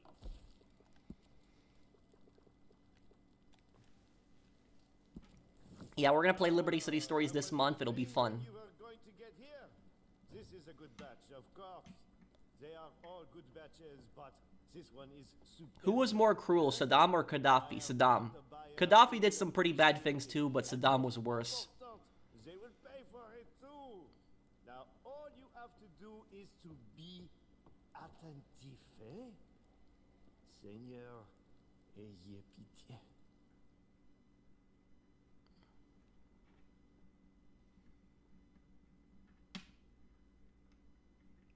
What happened to Tony in The Sopranos? He was probably killed. You'll turn 22 on the 22nd of September. Oh, happy birthday. Happy early birthday, Gunnar. Everybody wish Gunnar a happy birthday there. I don't know if there's really enough video... I don't really know if there's enough content to do a lore video on Vincenzo, but I could try. I could. Because Vincenzo actually does not appear in a lot of missions. You know, he only appears in, like, I think 5 or 6 missions in total, so it's...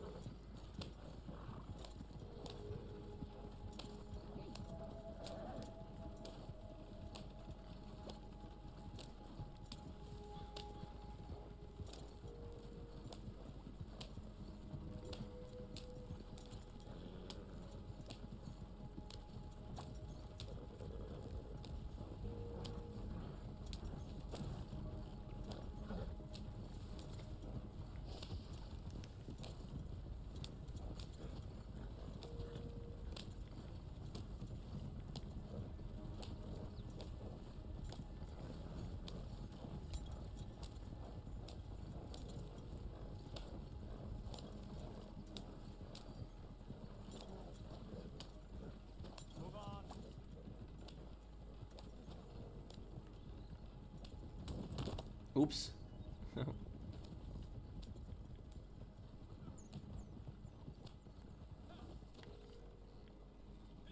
Which ending do I think is canon in Mafia 3? Um, I think it's probably the rule together ending. Thank you, TJ Zombie, for the super chat.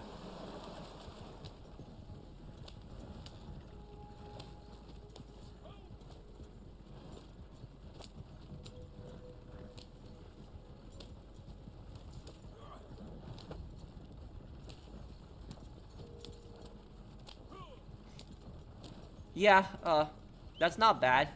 When did you pick it up, Blind Eagle?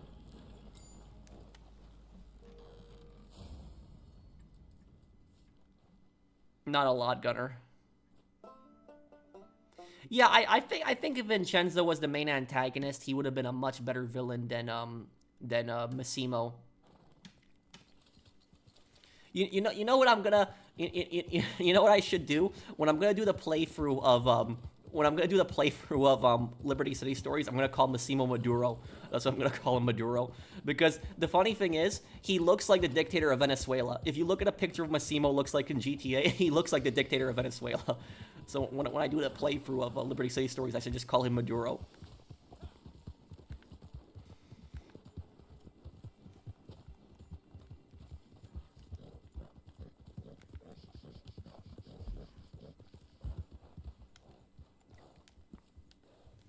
My favorite TV show, I don't know,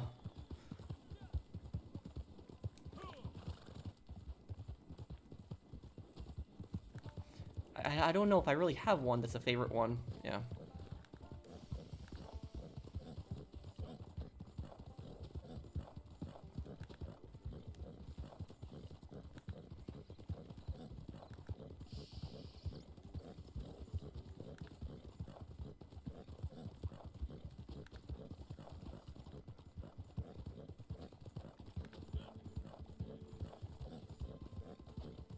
I think it was more of a far-right group, Gunner. You should play Bloodborne. Your cosplay would be cool. Yeah, I would play that one day. I gotta play through. I probably would rage in that game though, because some of those games are just so tough, especially the bosses. Thank you, Ghost Rider, for subscribing. Vice City Stories I could do next year. Yeah.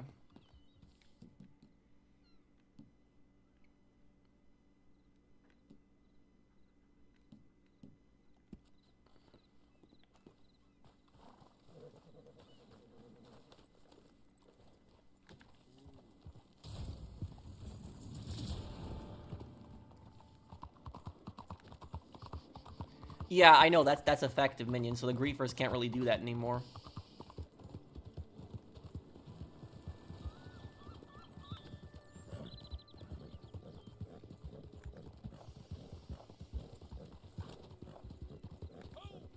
Oh, Botswana the most, Gunner. Wait, what's wrong with your moonshine, Brandon?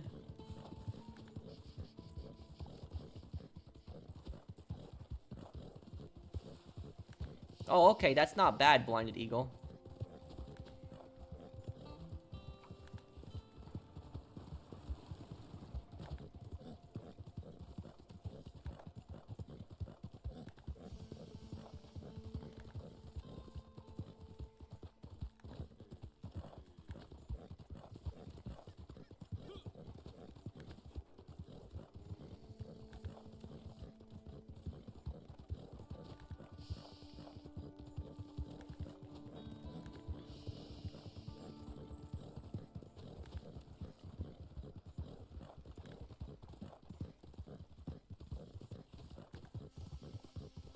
I'm sorry, but it's so funny when you rage. Yeah, I guess because I don't rage a lot, and so people do find that funny.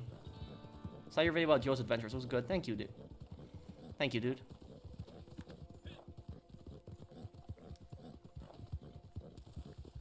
Oh yeah, Maduro is a massive scumbag.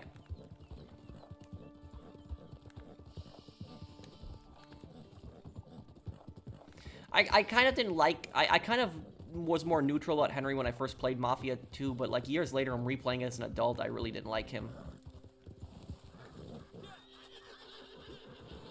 When do you think Sopranos family started to fall apart? Season 6, really. Or maybe season 5, you can make the argument.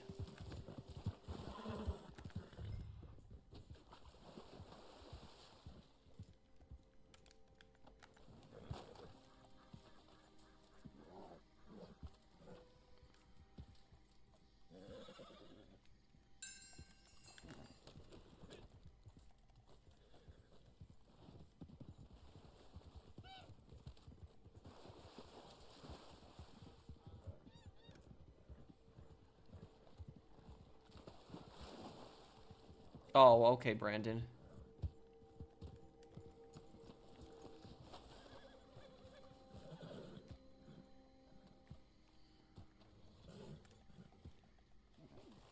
The Blackwater job, it happened early in the game. It wasn't shown. It happened right before the prologue. It turned into a disaster.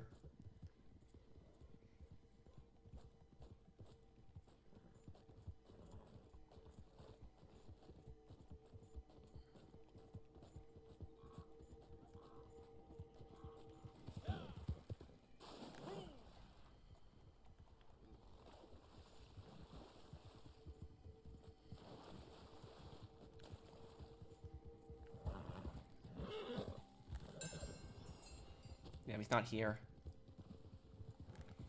Okay.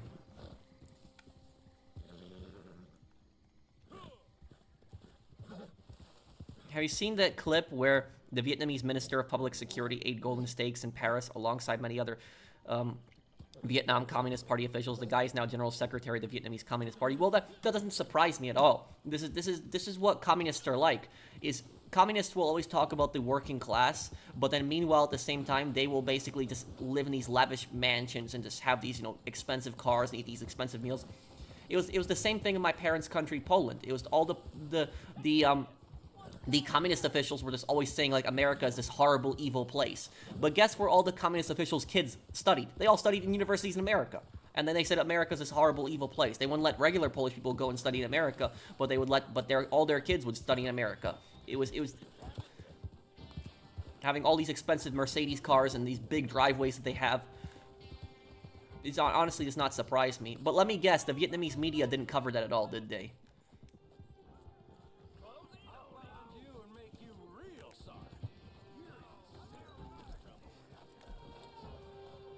Was there any Vanderlyn gang members who were based on real-life outlaws? I don't think so. I don't know.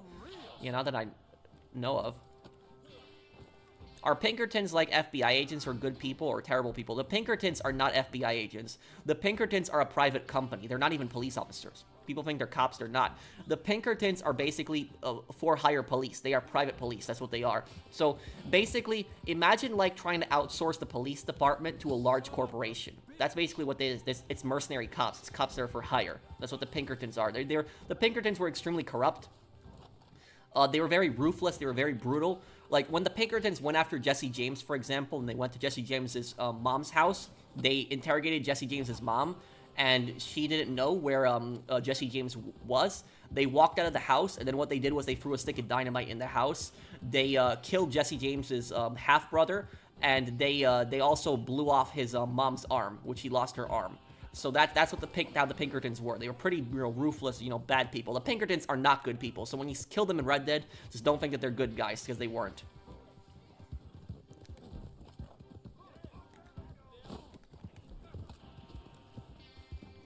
They attacked work strikes. That is true. They did beat up factory workers. That is true. They broke up strikes a lot of times too. Yes.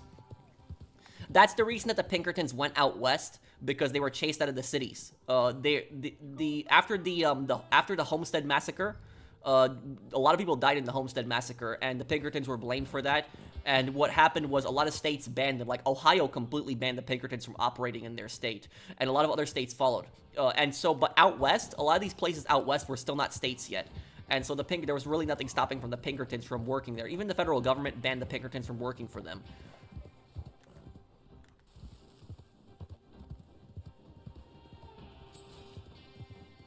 Who's James Jameson? Wait, who, Eastwolf?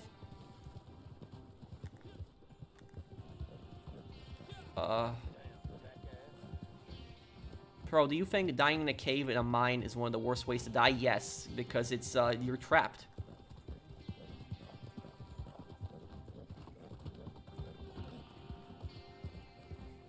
Oh, Jesse James. Well, Jesse James was a scumbag. He was an outlaw, but his mom didn't deserve that. What they did. I want to say today's my birthday. Happy birthday, Nicholas. Everybody wish Nicholas happy birthday here.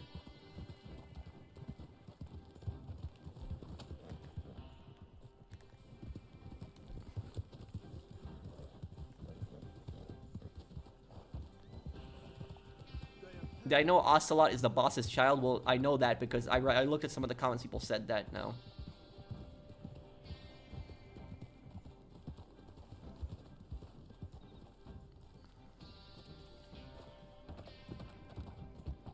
Pro, have you ever stolen something? When I was a kid, I would constantly steal pens and pencils from schools. Like, I would ask to borrow pencils and pens from the teacher, and I wouldn't give it back, and I would take those home. That's basically what I stole when I was a child. But other than that, no. They've never really stolen anything.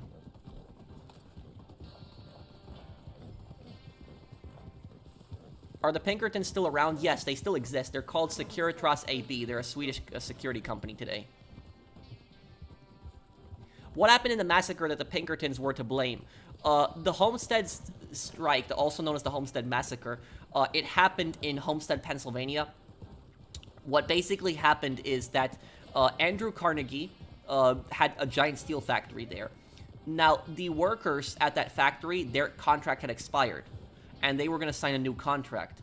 Now, what Carnegie wanted to do is Carnegie wanted to lower the wages of the workers at the factories. And the workers were already working 6 days a week, 12-hour shifts. They were angry. The workers wanted a raise. Carnegie didn't want to give it to them. Now, what happened is the workers were on strike. And what Carnegie's factory manager, what he basically did was he decided to bring in the Pinkertons. And what ended up happening is the factory workers took over the factories with guns. So, like, the factory workers took over the factories with guns and were waiting in the factory, and they were basically saying, we want our jobs back because, they were replaced by strike bearers. What happened was, instead of if Carnegie had negotiated with the workers and had just given them raises, they would have all just dropped their guns and they would have just, all gone back to work. And it would have just been over. But because he was greedy and he didn't want to give them that raise, what ended up happening is his factory manager sent the Pinkertons in. And the Pinkertons, when the Pinkertons arrived there, the Pinkertons were arriving by boat. So they were, because the factory was like right on the water, and the Pinkertons were arriving by boat. The factory workers saw the Pinkertons arriving. They got really angry. And then what happened was somebody shot their gun. We don't know who shot their gun, but then both sides basically started shooting each other, and a bunch of factory workers died. And I think 2 Pinkertons died, but a bunch of workers died in that. And what ended up happening was the U.S. Army actually ended up taking over the factory and taking over the town because it was like a war that was going to basically start between the workers and the Pinkertons. And the Pinkertons were put on trial, and they were basically charged of murder. And the Pinkertons' argument was that they didn't shoot first, but I would basically argue that just because the Pinkertons were there, they caused the violence. The Pinkertons arrived with lever-action rifles, and they were arriving by boat. When you think about it, you have a bunch of pissed-off factory workers who basically just lost their jobs. These guys are working 6 days a week, 12-hour shifts, and they barely have enough to feed their family. All they wanted was a raise. That's all they wanted. And literally, if Carnegie had just given the raise, the whole thing could have just been completely avoided. But he was just so greedy, he didn't want to do that. And when you look at it from the perspective of the workers, you see about these Pinkertons, these basically thugs for hire, basically arriving by boat. And they just so enraged, so pissed. So even if the Pinkertons weren't the ones who fired first, just by the Pinkertons being there, they were provocateurs. They provoked the whole thing. They did. So I would blame the violence on the Pinkertons there. That basically happened because that entire situation could have been easily diffused, but it was just handled, horribly. And when the Pinkertons were actually arrested for that, and they were charged with murder, but the Pinkertons were found all not guilty. All of them were found not guilty. And even though they were all found not guilty, the public was furious. The public was angry. That story blew up in the media that the Pinkertons basically shot a bunch of factory workers, and it went all over the media. And that story is what basically caused the Pinkertons to go out west. So the reason they went out west is because of what they did in the Homestead strike, the Homestead Massacre. So they were just forced out west. Because all the cities had banned them. All the cities and states had banned them. The federal government had banned them. But in the West, there was still these still weren't full states. And so they were hired by banks. They were hired by, train companies. A lot of times they were hired by sometimes like local governments to, find like outlaws, which is what they did. But the Pinkertons were not good guys. These were basically mercenaries. That's what these guys were. These were mercenary cops. So, like, don't think these guys were, good, honorable people. They weren't good people. The Pinkertons did some pretty, pretty messed up things. Some pretty bad things. They were not good people at all. Also, the thing is, the Pinkertons actually tried to sue Rockstar for portraying them as evil in Red Dead Redemption 2, but they lost that case. That didn't go good for them.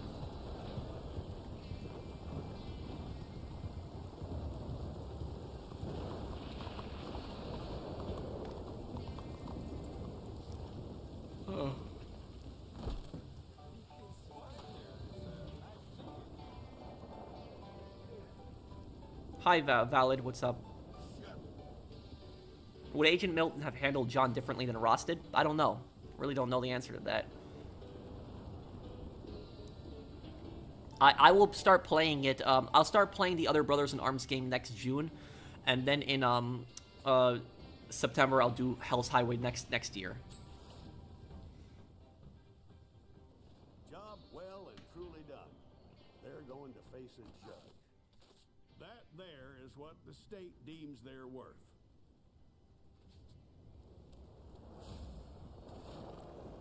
Okay. I can help you with your moonshine, Brandon. Go to it and invite me, and I'll help you with it. Will I do another Medal of Honor game in 2027? I did want to do Medal of Honor 2010. I do want to play that game one day, but I don't know if that would be pretty sensitive for a lot of people, because it was still like, a modern conflict that, happened, and it was just the way that the war ended, it was just really bad. But I do want to play Medal of Honor 2010.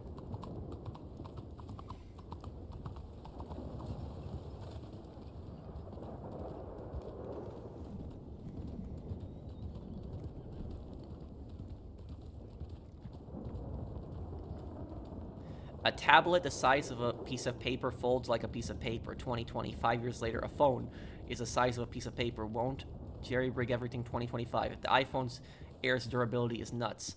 Isn't that like that new iPhone that's like really skinny? It's like really, really like thin. Yeah, well, players in Red Dead Online are very, very friendly. They're not as toxic. I mean, you have some toxic people, but it's nowhere near as bad as like GTA. GTA is like the worst with like the toxic players.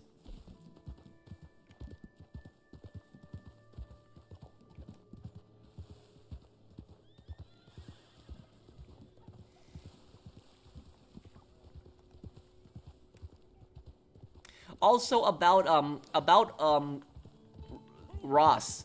Jack meets Ross when he's fishing, and then he kills Ross when he's fishing. So just look at the irony in that.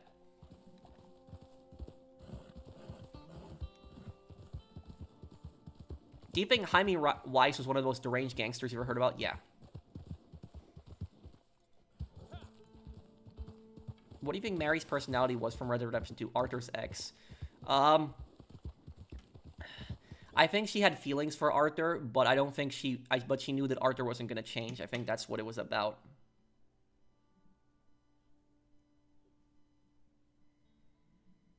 Oh, right, he was duck hunting, but he was still by the water. I guess there's that.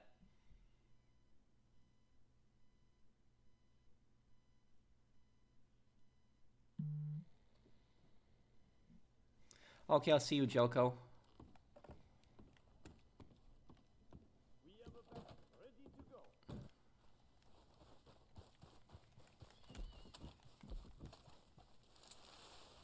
Yeah, a lot of these government agents were KKK members. Like a lot of the bureau, the revenue men, yes, they were KKK members. A lot of them were.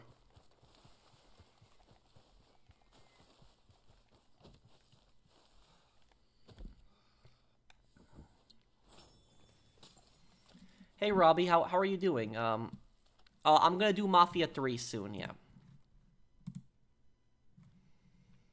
Did you guys also want to see a playthrough of Ghost of Yotei? That's a game I wanted to play. It's another open-world crime game that's coming out soon. If there was Days Gone 2, what kind of story would you want? Well, Days Gone 2, we know what the location in Days Gone 2 would be. It would be Reno, Nevada. That's where it would be. Because it was, that's what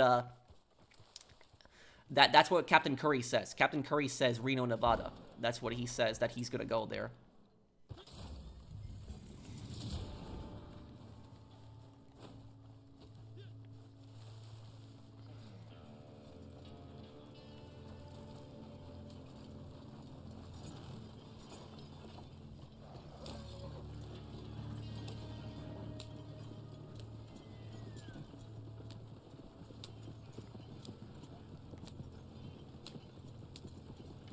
Have I ever played the Batman Arkham series? I watched on share screen, a couple days ago, and I seen my friends play, but no, I never really played it.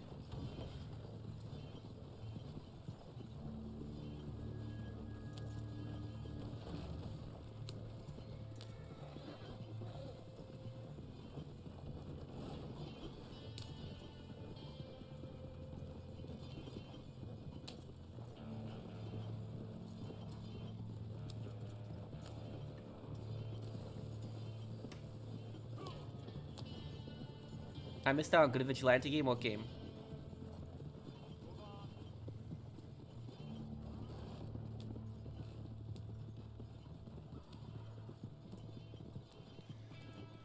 Well, college isn't for everyone, but don't think you need it to be successful, Robbie.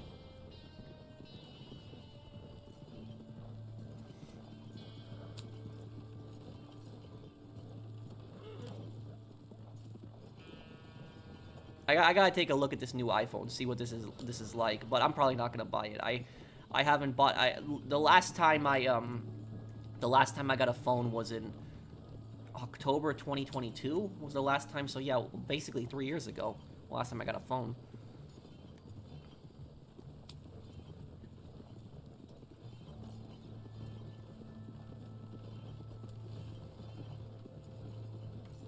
How much does it even cost, the iPhone, the new one? What's for dinner? I might make soup today. I don't think Watch Dogs deserved to hate it, God. I don't think it did.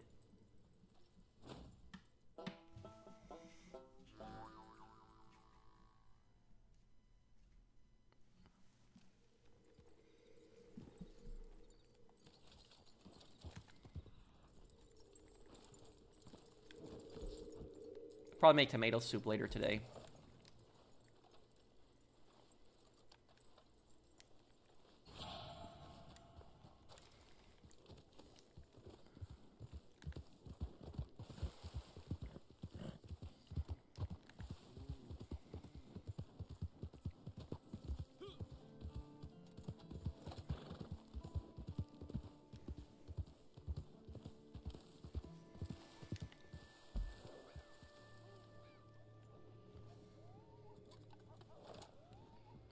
Okay.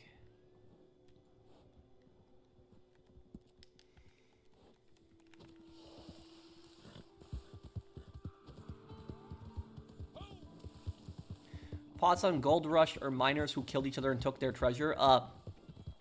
The Gold Rush was one of the worst times in American history. It was not a good time at all. People think it was a good time because we were finding gold, but Gold Rush was a bad time, because the reason that Gold Rush was horrible is because people, it was like a mental illness. I don't know exactly what you would call it. Anybody who studies psychology, you might know what this is called, but it was like this. They had like this massive obsession in their minds that they were gonna find gold. Like they constantly thought they were gonna find gold, like in their minds. But they never found it. Like it was like an obsession. It was like, I know it's some kind of mental illness. I just don't know what it's called. But it was absolutely obsessed with the gold to the point where they were gonna kill each other over it. And people would kill each other over the gold. They would. It was really bad time. But on top of that, a lot of times the gold was also found on Native American lands, and then you would have people go on the Native American lands, and there was wars and there was conflicts. It was just that the only people. Here's the thing about the gold rush: the only people who actually got rich during the gold rush were the merchants. They were the only people who got rich. The people who followed the miners around, and they would sell them equipment, sell them shovels and equipment. And I will tell you, these merchants took advantage of these guys, and these merchants were like really greedy, bad people. If you want to know how scummy the merchants were were those type of people that if you were looking for gold, right, and your shovel snapped on you, your shovel broke, the merchants would be right there, right next to you, and they would be watching the miners, and they would tell you, oh, you want to buy a shovel? Here's a shovel, and they would try to sell it to you for like 6 or 7 times the price. And if you basically said to them, why should I pay you 6 or 7 times the price of a shovel when I could just go into town and get one, for much less than that? They would say, and you know what they would say? They would say, well, if you go to the town by that time, other people are going to find gold. Do you want to miss out on that? And then because they had this fear of missing out on the gold, they would pay for that and they would get scammed. And so the merchants were really the only people that actually got rich during the gold rush. It was this obsession with this crap. And also, the gold rush destroyed the American economy. It did.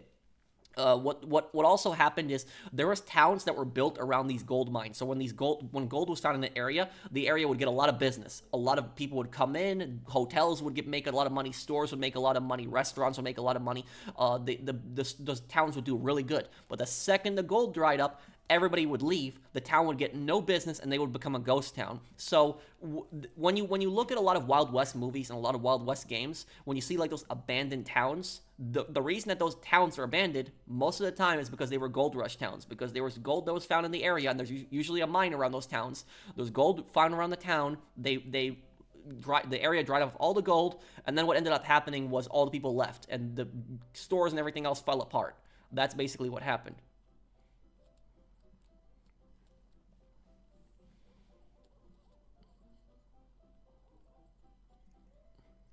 But anybody that knows psychology, good, what would you call that when like somebody is just obsessing with like the gold so much, like they think that they're gonna miss out on it, like they're so obsessed with it, like it's like the only thing that they think about, like they're like absolutely going crazy with it. Like I know it's some kind of mental illness, but I don't know what I would put it at, call it, but it's definitely bad, and it's.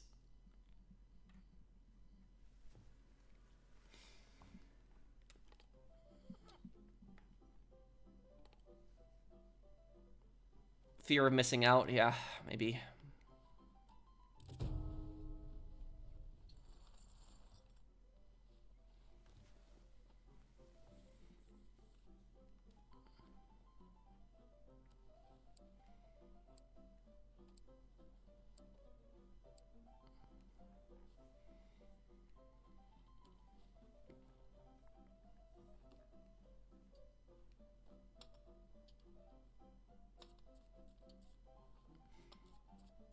Since Edsburg is a mining town, what kind of town is Strawberry? A general trading town? Probably, that's what I would put it as. Strawberry is... Do you know why Strawberry is a rich town? Because it's right next to a train station, that's why.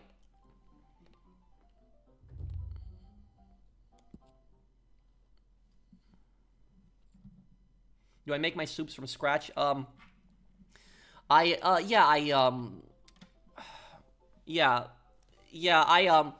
get the soup itself, and then I'll add a lot of stuff to it.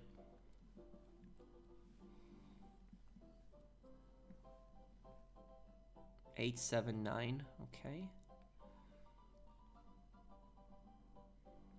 I'm happy you're playing Joe's Adventures. Yeah, we're gonna have fun with Joe's Adventures.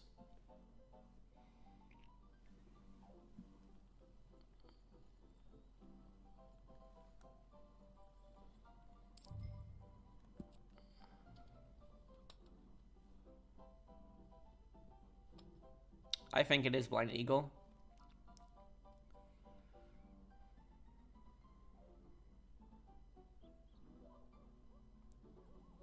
If I get a 6, I'll have a straight. Oh, please be a 6. I really hope we can get a 6 here.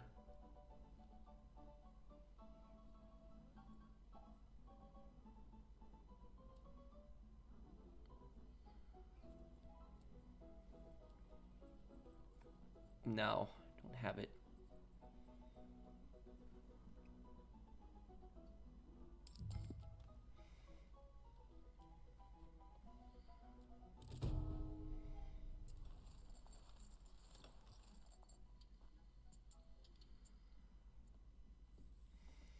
Yeah, well, the train station is just up the road from Strawberry. That's all that matters. Yeah, I'm pretty bad at cooking, too.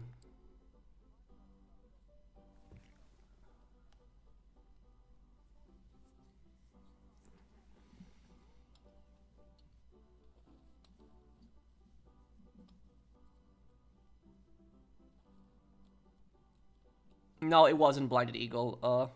Your streams are fun to watch. Thank you.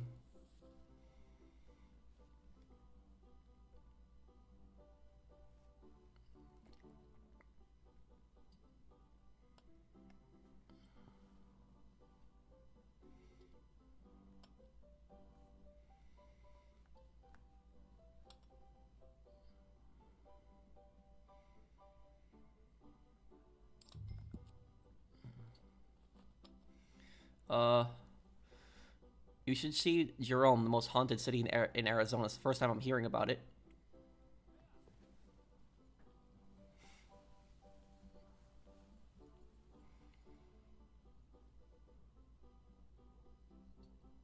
What do I think of Kimmel's cancellation?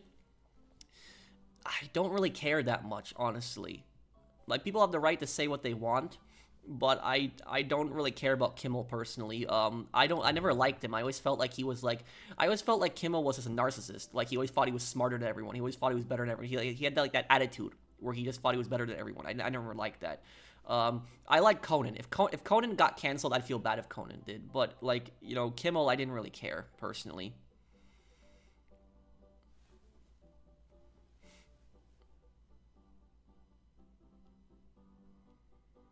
What's your comment? What do you think about the Conquistador civil war in Peru between Conquistador's friends Cisco Pizarro and Diego de Magro? Pizarro emerged victorious and Diego was executed. And what? It was over money, wasn't it?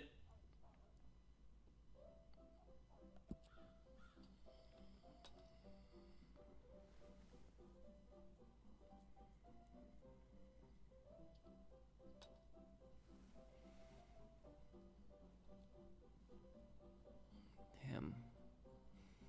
Don't have a rent. Hey, Brandon. I came to Red Dead after 2 after a long break. I'm ranked 562. As soon as load, I get in jumped by a posse of sweats trying to get a solo session. Hope you're doing good. I'm doing good, Joshua. How are you, dude? Man, I really suck at poker. The only time I'm playing was at a friend's graduation party, and granted, we were just using chips for fun, but I ended with almost $300 worth. Oh. Did you know how to play it, though? Who do I think is more evil, Torrisi or Spadaro? Torrisi. Because Torrisi extended the working hours for the slaves in the mines.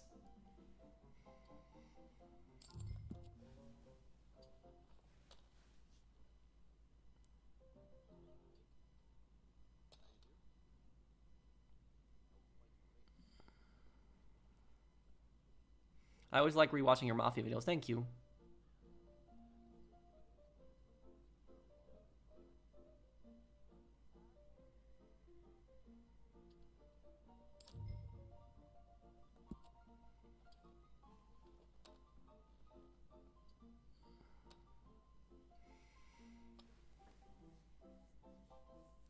Oh, he's gonna win. He has a really good hand there. Yeah, that was a really good hand. Yeah.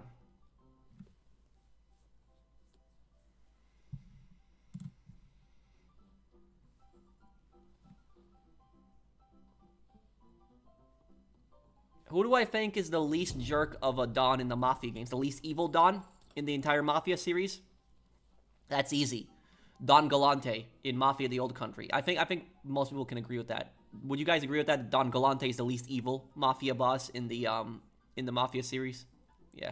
I never got that feeling from Don Galante that he was an evil person. I had that bad feeling about Torrisi, but I never had that bad feeling about Galante.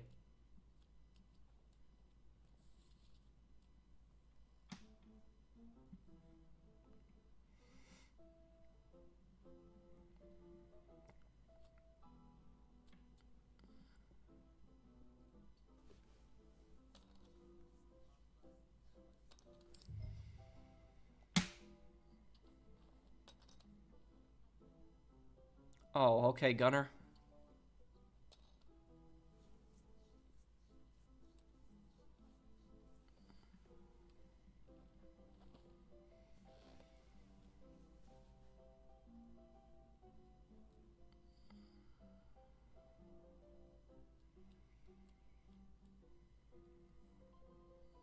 I'm gonna win. 3 10s? Oh, come on. I had 3 3s. Oh my god. Was Jackie Sr. a better leader than Tony? Yeah, he was.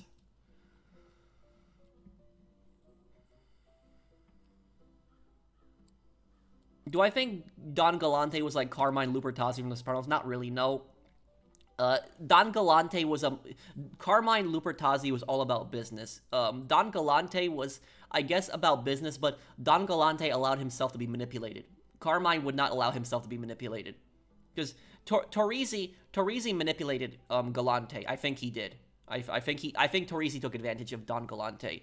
I mean, do you guys think that Don Torrisi cared about Don Galante? Because Don Galante regarded Torrisi as his friend, but I don't think that Torrisi saw Galante as his friend. I think he just saw Galante as like a puppet or somebody that he was gonna use. Because like when Don Galante died, Torrisi didn't even care at all, like zero.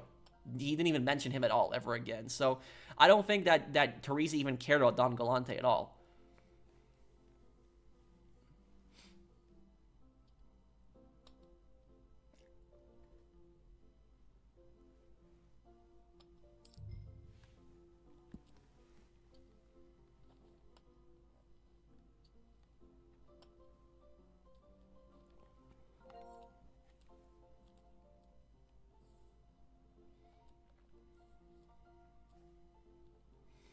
Okay, I'm gonna win this hand.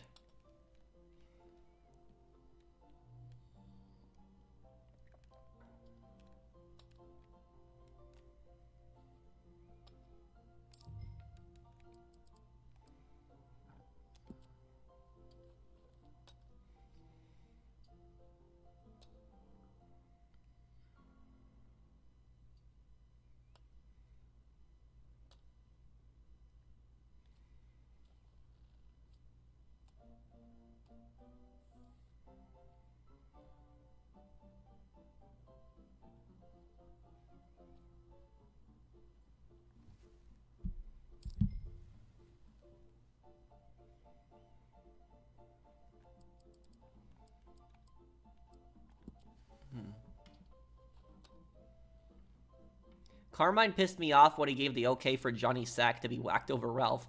I will say, though, what I'll say about that, though, is that you have to understand Carmine's perspective. Carmine is all about business, like everything with business. And the thing about that is okay, wait here. Honestly speaking, I think that Carmine was being more than reasonable to John in that scene, because when you think about that, John, what was it? John was offered $200,000, and that's like the early 2000s. That's got to be worth like over 300,000 today. So close to $300,000 in today's money. He was offered also a piece of Ralph's company, and he still refused. And at that point, it was that Carmine was pissed because he felt that John was going to cost them a lot of money because they work with Ralph. So that was basically, Carmine's perspective at that point. And honestly, John should have just taken the money, and, he could have just, with that $300,000, he could have bought his wife a brand new car or something like that. So honestly, that was more than enough money, and a piece of Ralph's company too. And on top of that, he gets to humiliate Ralph. So I think that John was just taking it too personally at that point. And he was just so pure, angry and...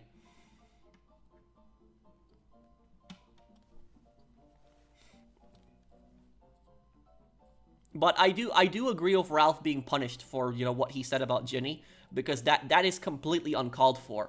That is one of the most dishonorable things that you can do, making fun of somebody's wife, especially a made man's wife. Like, making fun of the underboss of the, New York crime family, making fun of his wife, like literally behind his back, like that, like, that crap. And honestly, I will tell you, do you know who I hated the most in that situation? I hated, John was the underboss at that point. He was the underboss of Carmine. You know who I hated the most in that situation? Ralph wasn't even the one I hated the most. the one I hated the most in that situation was Tony. The reason I hated Tony in that situation was because Tony was right there with Ralph laughing. So like when Ralph was making fun of John's wife, Tony was just laughing about that. And then Tony had the nerve to tell, John, well, he wouldn't make remarks like that in front of me because I wouldn't tolerate it and stuff like that. So Tony pretended like he was all innocent and that he had nothing to do with this, but Tony was just sitting there laughing when like Ralph was making that joke, and then he tried to play like he had nothing to do with it. So honestly, I hated Tony in that situation too. I know, Minion Dave. I don't know why I did that for a moment. Ralph wasn't the only one who made jokes about Ginny. I know that. Polly did it too. Polly did it. Even Sil did it. I'm actually surprised Silvio did it, because Silvio is a pretty smart consigliere, and the consigliere is supposed to be the voice of reason. And the fact that Sil was also engaging in that gossip, like it's like literally, it's like drama class gossip. Like that Sil was doing that too. That actually surprised me that he was involved in that too.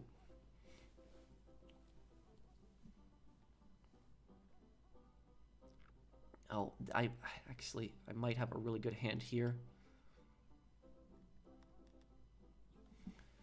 The Northside Gang didn't really have made men. It didn't really have something like that. It was, you were just a member of the gang. That was it. It didn't really have something like made men. Gigi did it too. John almost, walked in on the making jokes. But honestly, I think that John's anger was justified. I think he was. I think he took it a little too far. Like, when he beat up that associate, that guy who worked for Ralph, because that guy had nothing to do with the thing that happened. He wasn't making fun of John's wife. And then he wouldn't, take the money. But I do think that John's initial reaction, I think he was right to be angry. I think he was right to be pissed. You don't do something like that. You don't, make fun of somebody's wife behind their back. That is so. I think that John was completely justified in his anger.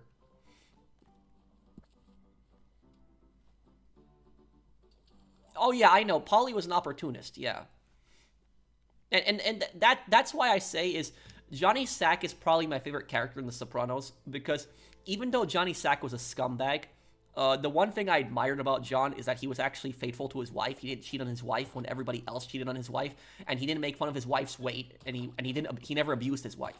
So that's like, say what you want about John, he was a scumbag in other ways. He did use people, but he never treated his wife like that. Where all these other guys, all of them, Chris, Tony, all of them, these guys would abuse their wives, cheat on their wives all the time. Their girlfriends, they would cheat on their girlfriends. Like, a lot of these guys were just a lot of times scumbags. But John never engaged in that. But I guess I'll be wrapping up the stream here, guys. I'll answer a few questions here before I go. Oh yeah, and that's the thing is that John helped save Ralph's life, because if it wasn't for John's intervention, Ralph would have gotten clipped. Yeah.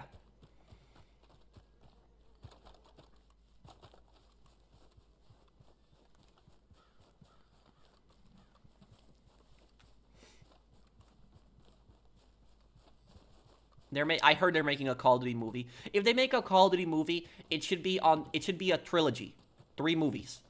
And the 3 movies should be the original Modern Warfare trilogy. Like, would you guys agree with me on that? That would be the best one for a movie, is like make 3 different movies, and make it on Call of Duty 4, 1 movie, 1 on Modern Warfare 2, and 1 on Modern Warfare 3. I think that the 3, movies on that, like the World War III situation and the Civil War in Russia, I think that would probably be the best one for a movie. If they're going to do the movie, do it on the original Modern Warfare trilogy. But I just hope they don't mess up Makarov. Don't mess him up again. Make Makarov actually... I don't know who could play Makarov in a movie. That I don't know. But I would actually want him to be played by, somebody pretty intimidating. Somebody pretty scary.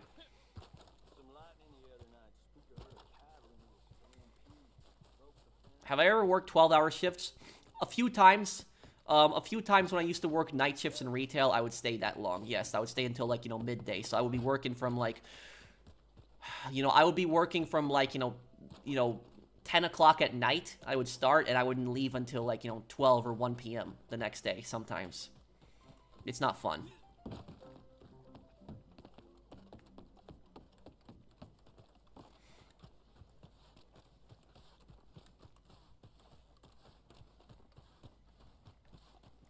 Is Jimmy a psychopath? You mean Jimmy in Mafia?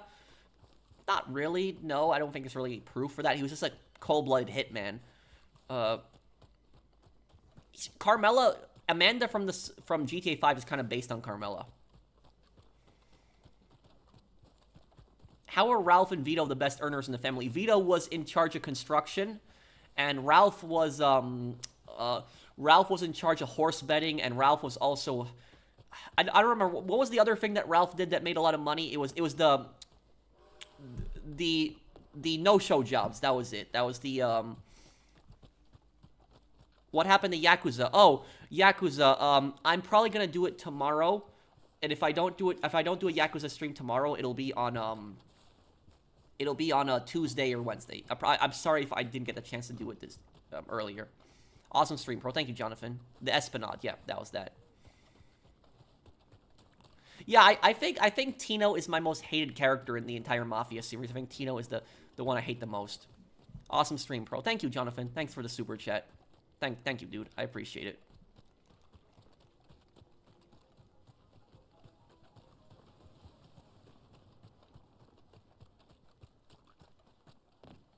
I'll see you, Shiny Knight. I might not get a chance to do the Yakuza stream tomorrow. If I don't do tomorrow, it'll be early, middle of the week. Probably Tuesday, then. We'll do it on. I always go back to your Jimmy Pecorino lore video. Thank you, dude. I appreciate that. I appreciate that I made such a good video that people watch it multiple times. Okay, guys, so I guess I'll be going here. Thank you guys for watching. What about the North gang size? Maybe like 100 members. But I will see you guys. Thank you guys for hanging out with me. Thank you guys for coming by the stream. You guys are awesome. You guys always cheer me up. You know, put me in a good mood. And I hope that everybody here has a wonderful weekend. Thank you, guys. I might do a Yakuza stream tomorrow. If I don't get the chance to do it tomorrow, then it'll be on Tuesday 100%. But I'll see you guys. Take care, everyone. Have a wonderful day, guys.